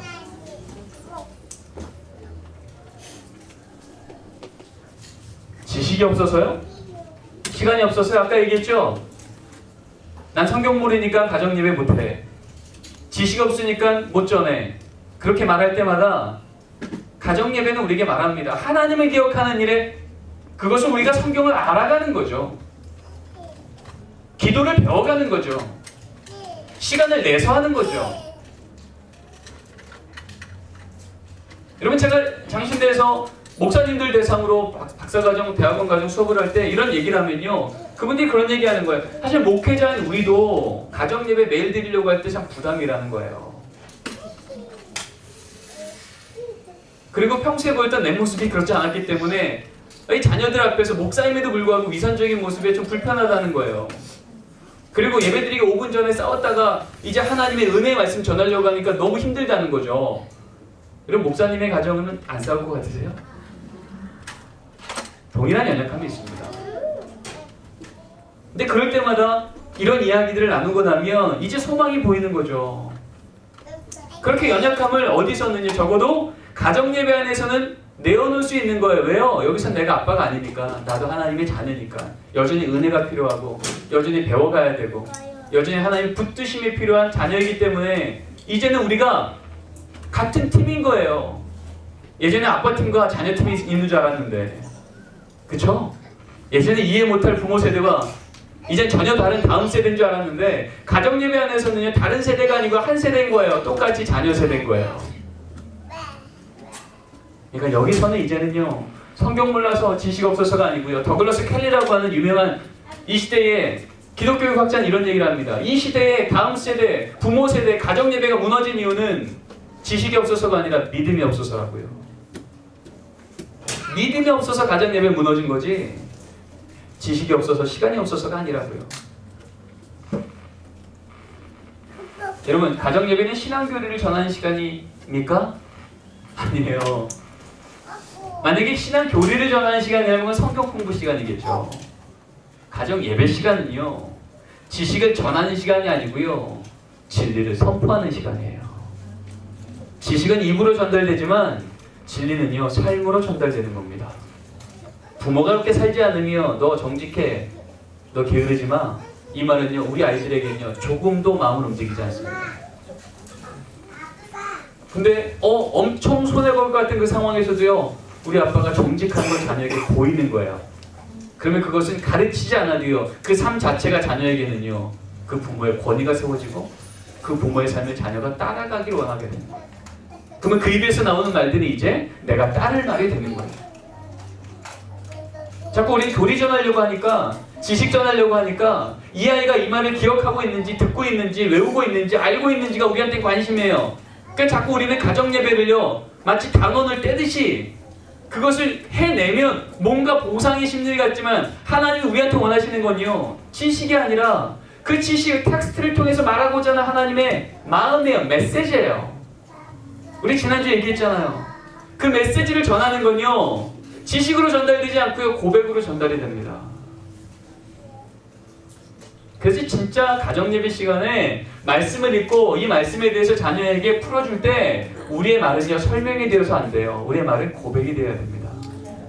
그렇게 고백하려고 하면 여러분, 하나님 앞에서 기도할 때 말씀 앞에서 여러분의 고백이 뭐예요? 하나님, 저 이렇게 잘했죠? 이 말 몇 번이나 나오세요? 대부분 아니잖아요. 하나님, 이 말씀 앞에 제가 또 연약함이 발견됩니다. 근데 이것 하나님이 도와주신다고 하니, 우리 안에 착한 일을 시작하시니까 그리스도의 장성한 분량까지 주께서 이루신다고 하니, 내가 여호와로 말미암아 낳으면 가은이 되지만 한나가 고백하듯이 그가 내게 이루셨다 말하면 사무엘이 되는 것. 하나님, 내 인생 가운데 하나님이 주어들 때 목적어도 서술어도 하나님이 책임질 줄 믿습니다. 여러분, 이런 고백이 나오기 시작할 때는 더 이상 가정예배 가운데 정죄는 없어요. 가정예배 가운데 격려만 있을 뿐이죠. 회개만 있을 뿐이죠. 여러분, 이 가정 가운데 부모 자녀 간에 넘지 못할 상처가 있을 수 있을까요? 아니요. 우리 엄마도 저렇게 낮아진 마음인데요, 우리 아빠도 저렇게 겸손한 마음인데요. 그렇게 되기 시작하면 여러분, 이제 우리 가정 예배 가운데 못 나눌 얘기가 없는 거예요. 제 딸이 있습니다. 지금은 이제 초등학생인데 그 딸이 3살이었을 때, 만 2살이 채 되지 않았을 때예요. 제가 이제 금요차례를 수능 시험 앞두고 금요차례 설교를 하고 있을 때인데 계속 전화가 오는 거예요, 집에서요. 근데 제가 설교 중이니까 어떻게 가겠습니까? 그래갖고 예배 딱 끝나고 전화를 받더니요, 수십 통이 와 있는 거예요. 그것도 집에서요. 그 밤늦은 시간. 무슨 일인가 봤더니 혜인이가 집에서 가정예배 드리다가, 그러니까 2살 간 넘은 아이죠. 가정예배 드리다가 너무 기분이 좋으니까 생전 처음으로요, TV 선반대 위에 올라가서 율동을 한 거예요. 그래 율동을 하다가 기분이 좋으니까 점프를 했는데 처음으로 얘가 그 높이에서 뛰다가 손을 이렇게 댔는데 그대로 이 손 여기 큰 뼈가 2개 있더라고요. 2뼈가 그대로 다 부러진 거예요. 가정예배 드리다 뼈가 부러지니까 아내가 당황해서 전화를 했는데 제가 설교 중이었죠. 그래서 아내가 수소문해서 우리 목사님 중에 한 분이 이제 응급실로 데려가서 강남 성모병원 응급실로 갔어요.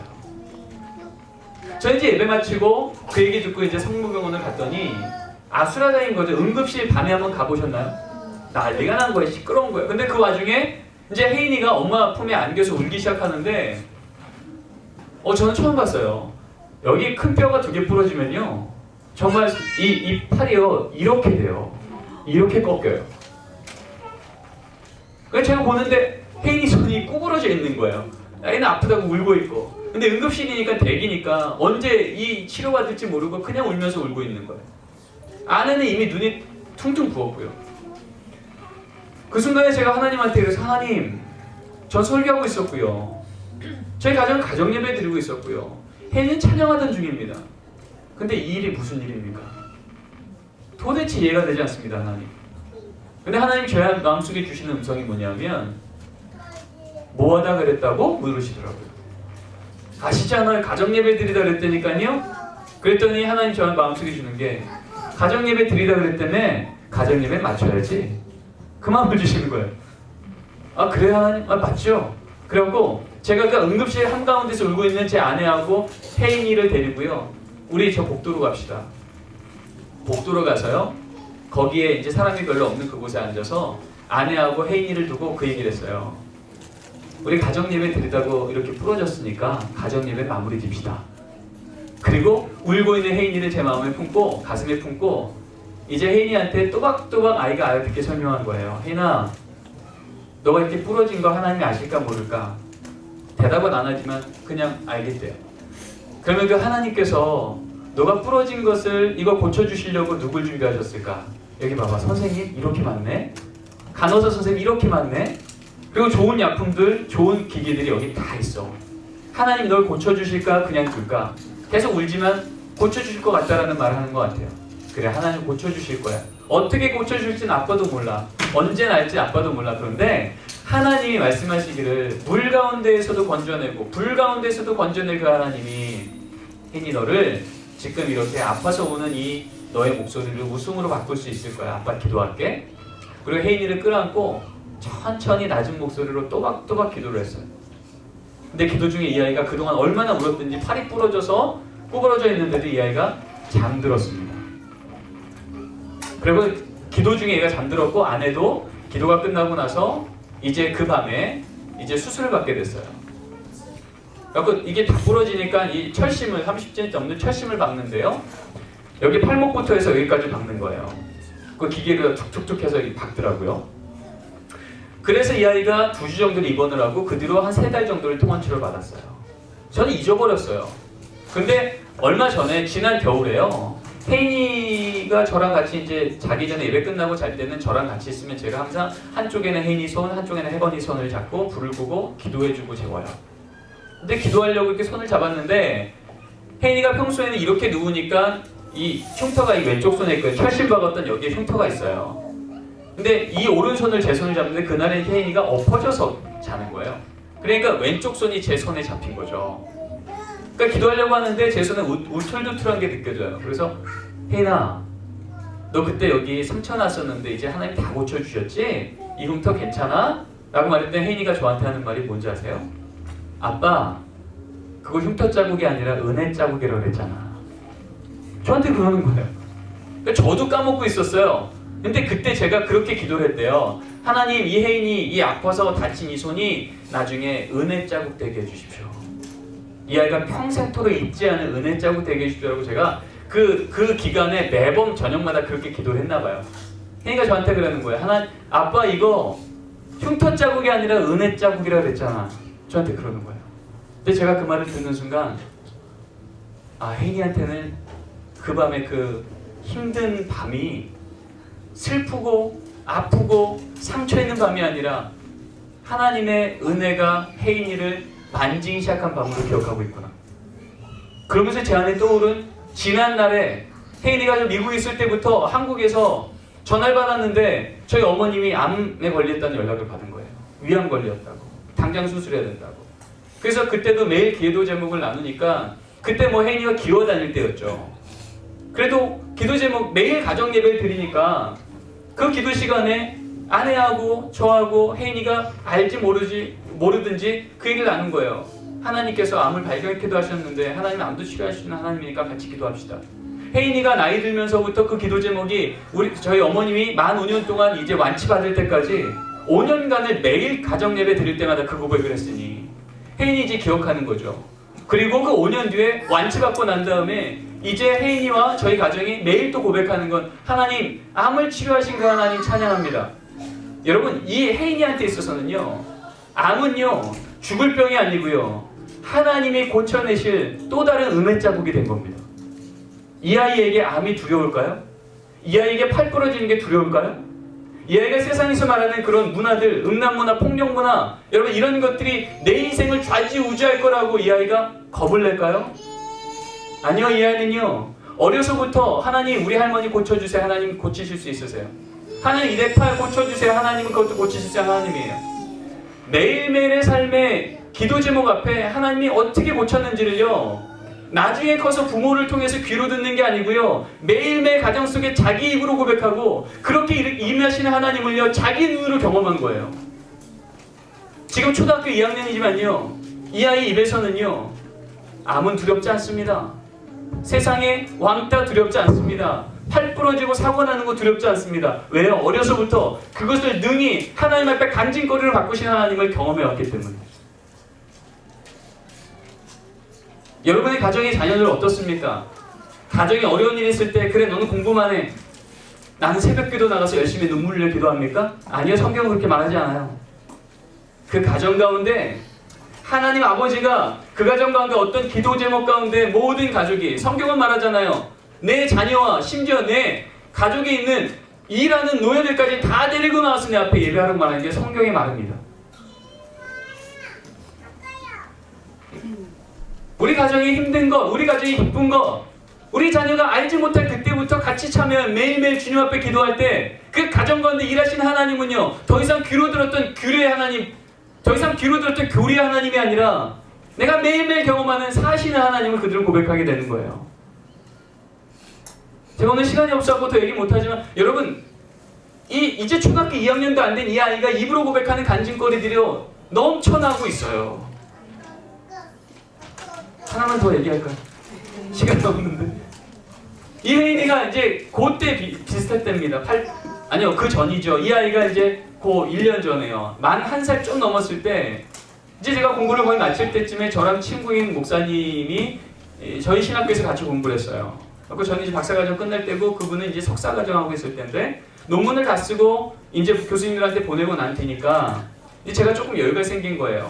그래갖고 그 목사님하고 밤에 그때 이제 아기 바구니에 이제 1살 좀 넘은 아기를 혜인이를 태우고 그 집을 가면 이제 그 아이를 재우려고 저 깊은 방에 안쪽 방에다 두고 조도를 낮춰야 되니까 이불을 덮고 저희들이 마루에 나와서 밤새 이제 하나님께서 공부 동안에 주신 마음들 또 한국교회를 향한 마음들 이제 공부 마치고 한국 들어가서 또 어떤 사역을 할지에 대한 이야기들 이런 얘기들 이제 밤새 얘기를 나누던 중이었어요.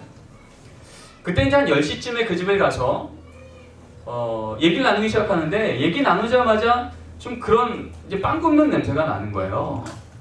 그래갖고 혹시 빵 굽고 있니? 라고 물었더니 아니라는 거예요. 그래갖고 옆집에서 빵 굽나 보다. 근데 밤 10시에 빵 굽는 게 좀 이상하긴 했어요. 그리고 계속 얘기를 나누는데 한 2시간이 지났어요. 12시가 지났다고요. 그랬더니 이제 빵 굽는 냄새가 아니라 빵 타는 냄새가 나는 거예요. 예. 그래서 이게 뭐지? 라고 하는데 순식간에 저 방 안쪽에 넣어서 조도 낮추려고 전등 위에 이불 덮어놓은 게 생각이 난 거예요. 그 순간 같이 얘기하던 제 아내 그 목사님 사모님이 동시에 직감한 거죠. 그래서 딱 느끼자마자 그 방으로 뛰어들어갔어요. 문을 딱 였는데요. 유독가스가요. 그 등이 이게 다 플라스틱이었거든요. 백열등이었고 플라스틱이었고 덮었던 것이 이제 천이었는데 이제 이 백열등에 온도가 올라가고 이게 불이 났으면 금방 알았을 때 차라리 불이 안 나고요. 이 유독가스가 플라스틱이 타면서 녹으면서 계속 유독가스를 만들어낸 거예요. 문 열자마자 제 친구 목사님은요 뛰쳐나갔어요. 왜요? 너무 독해서요. 그리고 저는 정신이 없는데 제 아내가요 그 어둠 가운데 유독가스가 가득 찬 그 연기 있는 그 방에 그 밑에 서 있는 제 혜인이를 데리고 나온 거죠. 근데 여러분 아시지만 우리 상식으로 알지만 유독가스를요 어른이요 몇 분만 맡아도 이게 뇌로 들어가면 이게 어디가 마비가 되든지 생명을 뺏길 수도 있습니다. 그게 정상입니다. 근데 지금 이렇게 된 지 2시간이 지났거든요. 어른도 못 들어갈 정도 유독가스가 가득 찬 방이에요. 거기서 이 혜인이를 끌어냈어요. 그리고 혜인이를 보는데 이 아이가 미동이 없는 거예요. 그리고 아내가 혜인이를 흔드는데 이 아이가요 말도 안 되게 왜 졸린데 깨우냐는 듯이 아주 귀찮은 얼굴로 울기 시작하는 거예요. 근데 이 울음소리가 평소에 들었던 울음소리랑 똑같은 거예요. 그리고 어쨌든 정신없는데 감사하다 그러고 저희들은 이제 응급실로 밤에 왔고요. 이제 거기는 이제 소방서 연결해갖고 문 다 열어놓고 밤에 난리가 난 거죠. 12시가 넘어서. 지금도 이제 거기 탔던 그 등과 탔던 이불 그 찍었던 사진이 다 저희 집에 있는데요. 그래서 그 다음날 아침에 응급실 갔다가 응급실에서는 이해가 안 된다는 거죠. 이 아이가 그런 유독가스가 있는 방에서 2시간 있었다는 게 이해가 안 된다는 거예요. 폐며 머리며 뇌며 똑같다는 거예요. 1초도 들어가지 않은 것, 손상이 없다는 거죠. 그래서 그 당시에 리치몬드 지역의 가장 큰 병원의 부원장이었던 저희 장로님을 찾아가서 자초지정을 얘기하며 그래도 장로님 좀 어떻게 될지 모르니까 좀 봐주십시오. 그때 장로님이 다 점검하더니 저한테 하는 얘기가요. 이거는 의료로는 설명할 수 없는 기적입니다. 마땅히 거기서는요 생명이 멈춰야 되면 안 된대요. 근데 여러분 얼마나 바보 같습니까? 한국교회 살리겠다고 다음 세대 살리겠다고 7년 반을 공부하고 논문까지 다는 이 목사가요. 내 자녀는 그 유독가스 가득한 방에서 죽어가는지도 모르고 그러고 있었던 이 어리석은 만약 그때 그 일이 일어났다면 저는 어떻게 됐을까요? 한국 돌아올 수 있었을까요? 아무것도 못했을걸요? 그 당시에는 제 친구 같은 경우는 이제 워낙 예민하니까 이게 사이렌이 거기에 그 건전지를 빼놨었어요. 만약 무슨 일이 났으면 그 친구도 저도 다 감옥 들어갔을 겁니다.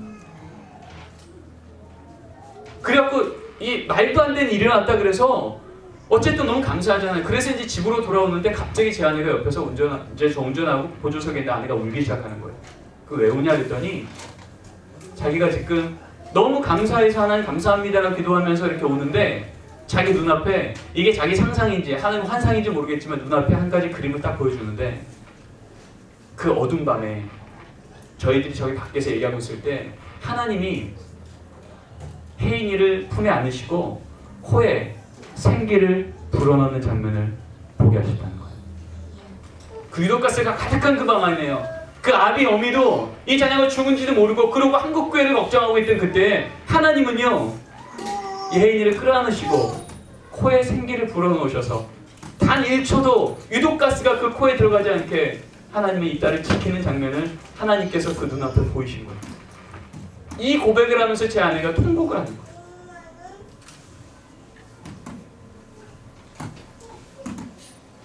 여러분 혜인이는요 그 다음날부터 혜인이 생일 때마다 이 얘기를 듣습니다. 혜인아 세상이 너를 이 아빠 엄마가 너를 그 유독가스에 죽게 할 정도로 이 어리석고 이 위험한 세대 네가 살지라도 하나님은 너의 코에 생기를 불어넣으며 살려내신 하나님이야. 세상이 아무리 오염됐을지라도 하나님은 너에게 항상 생기로 살려내신 하나님인 걸 기억해서 앞으로 또 1년을 살아보자. 여러분 이 혜인이에게는요, 초등학교 2학년밖에 안 된 이 혜인이에게는요, 이 생명이요 하나님이 붙들고 있다는 거 분명합니다. 여러분 이런 고백들이 이 아이가 이제 회심하면 중학교 고등학교 돼서 이제 하나님을 주로 고백하면 그때쯤 고백할 얘기일까요? 아니요. 매일매일 삶에 그런 위기가 올 때마다 하나님께서 우리 가운데 역사하셨던 그 일이 어떨 때는 5년을 기도해야, 어떨 때 3년을 기도해야, 어떨 때 2년을 기도해야만 역사하지만 결국은 그 일을 이루시는 그 하나님을 매일매일 삶 속에서 기억하며 그 하나님을 기억하면서 기도하는 그 기도가 있는 이 자녀는요, 하나님이 진짜 세상을 두려워하지 않고 세상 가운데 자신감 있게 당당하게 그 믿음의 걸음을 걸어내게 사는 진짜 하나님께서 길러가는 자녀가 될 줄 믿습니다.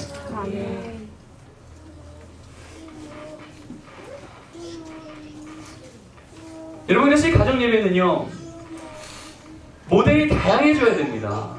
어른 예배 축소판이라면 교회에서 1000명의 가정을 1000명의 가정에게 모델이 될 만한 한 모델을 주겠지만 여러분 사실은 우리 가정 가운데 그 모델이 적절할지 안 할지는 누구만 판단할 수 있어요? 그 부모님만 알아요. 우리 자녀 똑같은 나이라도요, 똑같은 연령이라도요, 우리 자녀의 기질이 달라요. 어떤 자녀는요 예술적인 부분을 해야 조금 더 집중하고 메시지를 알아요. 어떤 애는 말로 해야지 알아요. 어떤 애는 대화를 해야지 알아요. 어떤 애는 간식이 있어야만 알아요. 다른 거예요. 어떤 가정은 온 가족이 예술 믿고요, 어떤 가정은요 아빠는 예수 안 믿어요. 저희 아내요 대학교 다닐 때까지 가정 예배 드리려면요 가족이 모두 다 007 작전을 했어야 됐어요.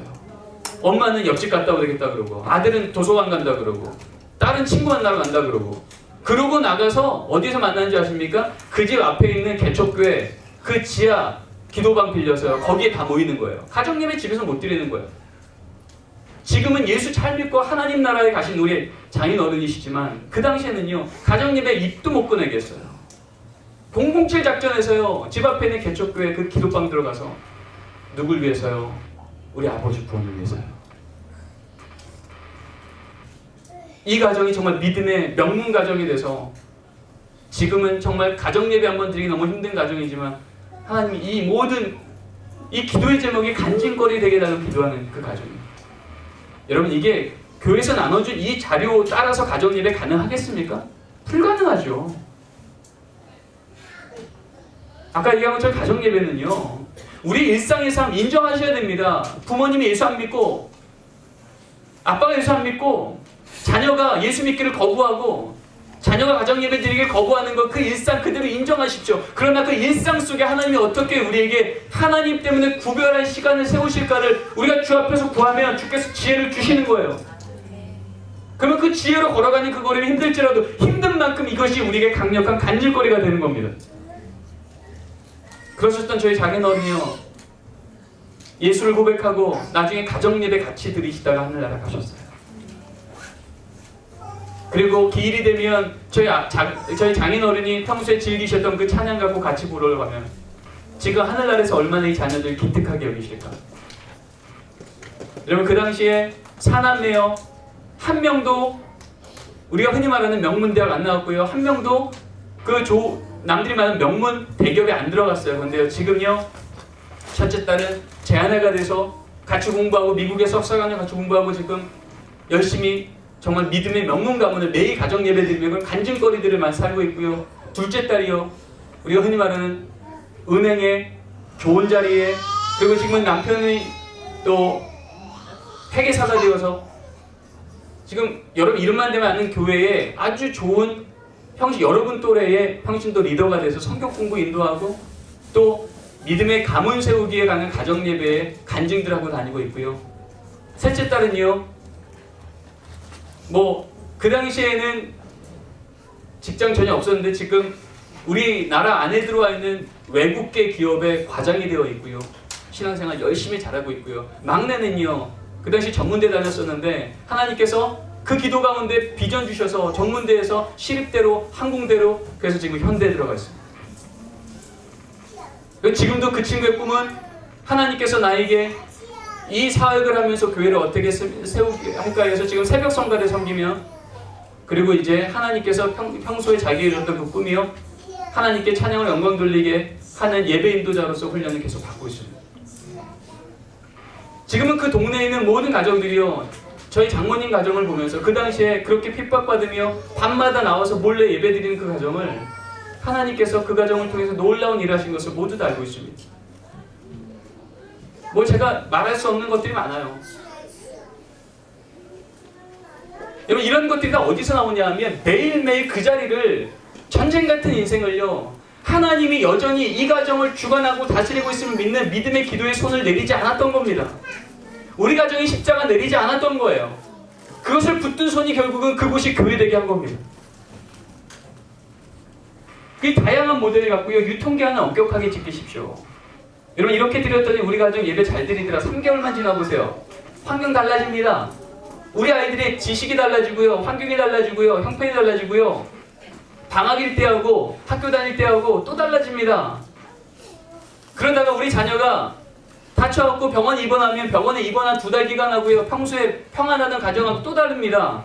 그러니까 우리 가정의 형편 앞에 하나님께서 다양한 모델들을 제시합니다. 오늘 제가 시간 없고 말 못하지만 제가 제 책을 통해서 소개한 모델만의 12가지예요. 대화 모델, 기도의 모델, 성경 공부 모델, 그리고 전통교회 모델, 절기 모델, 이벤트 모델, 하이브리드 모델, 그 다음에 뭐 너무나 많은 모델들이 있고요. 그 모델들마다 우리가 어떻게 가정예배를 드릴지 시작이 달라져요. 뭐 놀이와 함께하는 모델, 예술과 함께하는 모델. 그래서 우리 자녀가 주목하고 함께 할 만한 그 자리들을 찾아가는 거예요. 중요한 건 어떤 형태든 상관없이 그 형태를 통해서 우리 가정이 모일 수 있고, 하나님을 기억할 수 있고, 하나님의 말씀 때문에 소망을 가질 수 있고, 그래서 그 가정이 하나님의 주인됨을 부모와 자녀가 함께 고백하는 그 가정이 매일매일 일어나는 것. 그래서 아까 제가 처음 시작할 때 얘기한 것처럼 초등학교 4학년 이후로 넘어가면, 우리가 만약 사춘기를 자녀가 넘어가면 그때부터는 우리 자녀의 삶의 사이클도 그렇고요, 매일 드리는 것보다 일주일에 한 번 정도 드려도 그 자리를 잘 지켜가면 그 하루가 일주일을, 우리 가정을 그렇게 살아가게 합니다. 아이고, 끝났네요. 이제 마무리를 짓겠습니다. 여러분, 평창 올림픽 할 때 우리 국가대표 선수들이 자기 이름 걸고 했지만 그 뒤에는 누가 있다고요? 나라가 있는 거예요. 나라 이름 걸고 국가대표 선수로 나가면 여러분, 그 국가대표 선수의 가정, 그 가게 누가 책임집니까? 나라가 책임지는 거예요. 여러분, 이 시대 가운데 가정 예배를 세워갈 정도로 하나님의 나라 앞에 하나님, 우리 가정이 모델이 되겠습니다.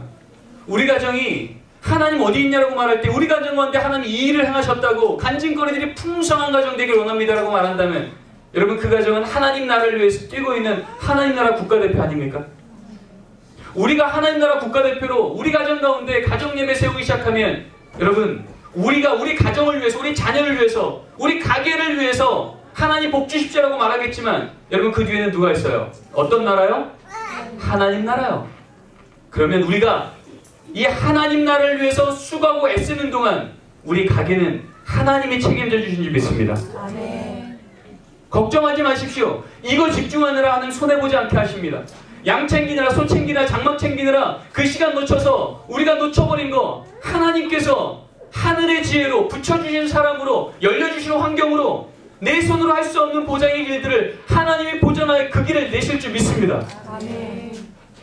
우리에게 중요한 것은 마치 국가대표 선수의 가슴에 국기가 달려있, 태극기가 붙어있듯이 여러분, 우리 가정 가운데 위기건, 감사건, 기대건, 어려움이건 상관없이 언제나 우리 가슴에는 그리스도의 십자가가 붙어있어. 이 십자가가 우리 가정의 정체성임을 기억할 때 여러분, 위기가 올 때마다 우리가 의지할 것은 하나님인 줄 믿습니다. 아멘.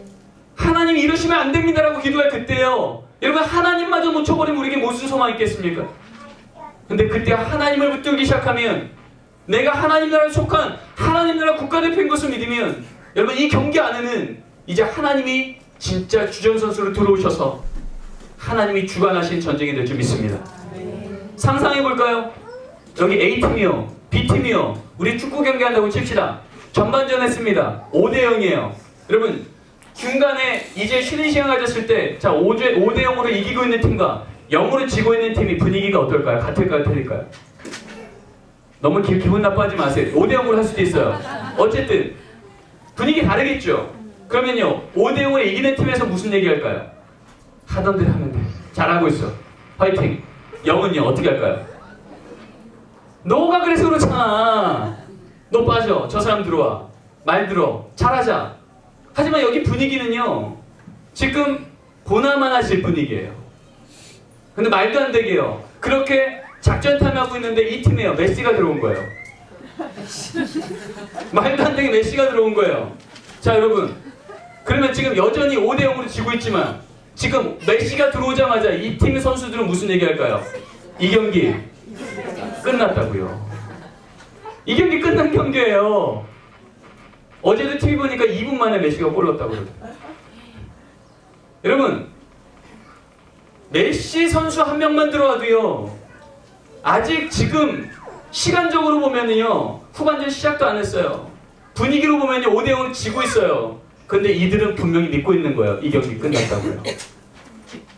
지금 형편, 그것은 현실이지만 그 안에 이 경기를 주관할 자가 들어오면 이 현실은 진리로 인해서 바뀔 줄 믿습니다. 죽음마저도 승리로 바꾸신 하나님 우리 인생 가운데 들어오면 죽을 것 같은 그 상황을 하나님을 찬양할 상황으로 바꾸실 줄 믿습니다. 아멘. 성경은 말합니다. 우리가 주의 편에 서면 누가 우리를 대적하리요. 우리 가정의 형편 가운데 도대체 5분도 대화할 수 없을 정도로 이렇게 핍박하게, 이렇게 어렵게 힘들게 살아갈 그때에도 하나님이 우리 편에 서시면 우리가 노동해서 감히 상상도 못할 그 승리와 그 능력이 우리 가정 가운데 임할 줄 믿습니다. 아멘. 그래서 다윗은요 아직 골리앗하고 싸우지도 않았어요. 아직 싸움도 안 했는데 무슨 얘기를 하냐면요, 너는 칼과 창과 단창으로 내게 오거니와 나는 내가 모욕하는 만군의 여호와 이스라엘 하나님의 이름으로 내게 가노라. 여러분, 아직 전쟁도 안 하는, 싸움도 안 했는데요, 싸우기도 전에 다윗이 고백하는 건요, 넌 졌어요. 세상은요 승전가라고 하는 건 전쟁이 끝나고 부르는 거라고 말합니다. 전쟁 부르기 전에 부르는 건 의미 없다고 말합니다. 그러나 그 전쟁을 주관하는 하나님을 믿고 있는 우리들은요 전쟁 전에 예배드리며 예배에서 예배 받으신 하나님을 인하여서 이긴 전쟁을 나가는 줄 믿습니다. 아멘. 가정 예배가 그런 예배예요. 매일매일의 예배 가운데 하나님, 나와 세상이 싸우지 않게 하시고 하나님의 말씀과 세상이 싸우게 해주십시오. 여러분, 그러기 시작할 때 우리에게 이제 소망이 보이고요, 이 팀에서는 그 전에 나오지 못했던 얘기들이요 하던 대로 하면 돼. 여기 예수님 계시잖아. 위험할 땐 그분에게 홍조, 그분이 늘 거야. 여러분 아시죠? 조던 스타인이라는 말 아시죠? 유명한 경기였잖아요. 4초 남기고 이제 질 수밖에 없는 그 경기 때요, 감독이 한 말이면 시카고 불 수 있을 때요, 감독이요 딱 한마디 했어요. Ace 조던 스타인. 딴 거 하지마, 조던한테만 공조, 그럼 이겨. 그래서 그 경기가 이겼잖아요. 여러분, 위기가 올 때마다 내 힘과 내 지혜와 내 능력을 하려고 하지 마시고요, 우리의 전쟁을, 우리의 삶을 하나님의 승리의 간직거리 바꾸시는 주님께 우리의 리더십을 맡깁시다. 아멘. 그분께 공을 던져드립시다. 아멘. It's God's time. 그래서 가정 예배는요 하나님의 시간임을 선포하는 자리예요. 자녀에게 부담 주지 마십시오. 남편에게 원망하지 마십시오. 아내에게 요구하지 마십시오. 이 시간은 우리끼리 싸우는 시간이 아니라 이 시간은 하나님께 맡기는 시간입니다. 여러분, 이런 시간이 단 5분이라도 우리 가정 가운데 매일매일 있을 때 우리 가정은 싸우지 않습니다. 한 팀이 됩니다. 위기가 오면 올수록 더욱더 하나님이 우리에게 능력 되시는 것을 믿습니다. 아멘. 여러분, 우리가 그러한 영적인 근육들을 세워갈 때 나도 모르게 우리를 하나님께서 그리스도의 장성한 분량으로, 세상에 감당 못할 용장으로 우리를 바꿔가실 줄 믿습니다. 아멘. 기도하시겠습니다. 하나님 감사합니다.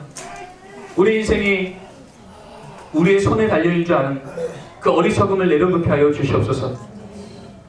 우리 인생이 저기 밑에서 아말렉과 전쟁하는 칼끝에 있는 줄 아는 이 어리석음을 내려놓게 하여 주시고, 그 지침의 인생을 살지 않게 하여 주시고, 저 언덕 위에서 이 전쟁을 주관하시는 하나님 앞에 믿음의 손 높이 들어 힘들어서 손을 내릴 수밖에 없을 때에 돌멩이를 쌓아서라도 그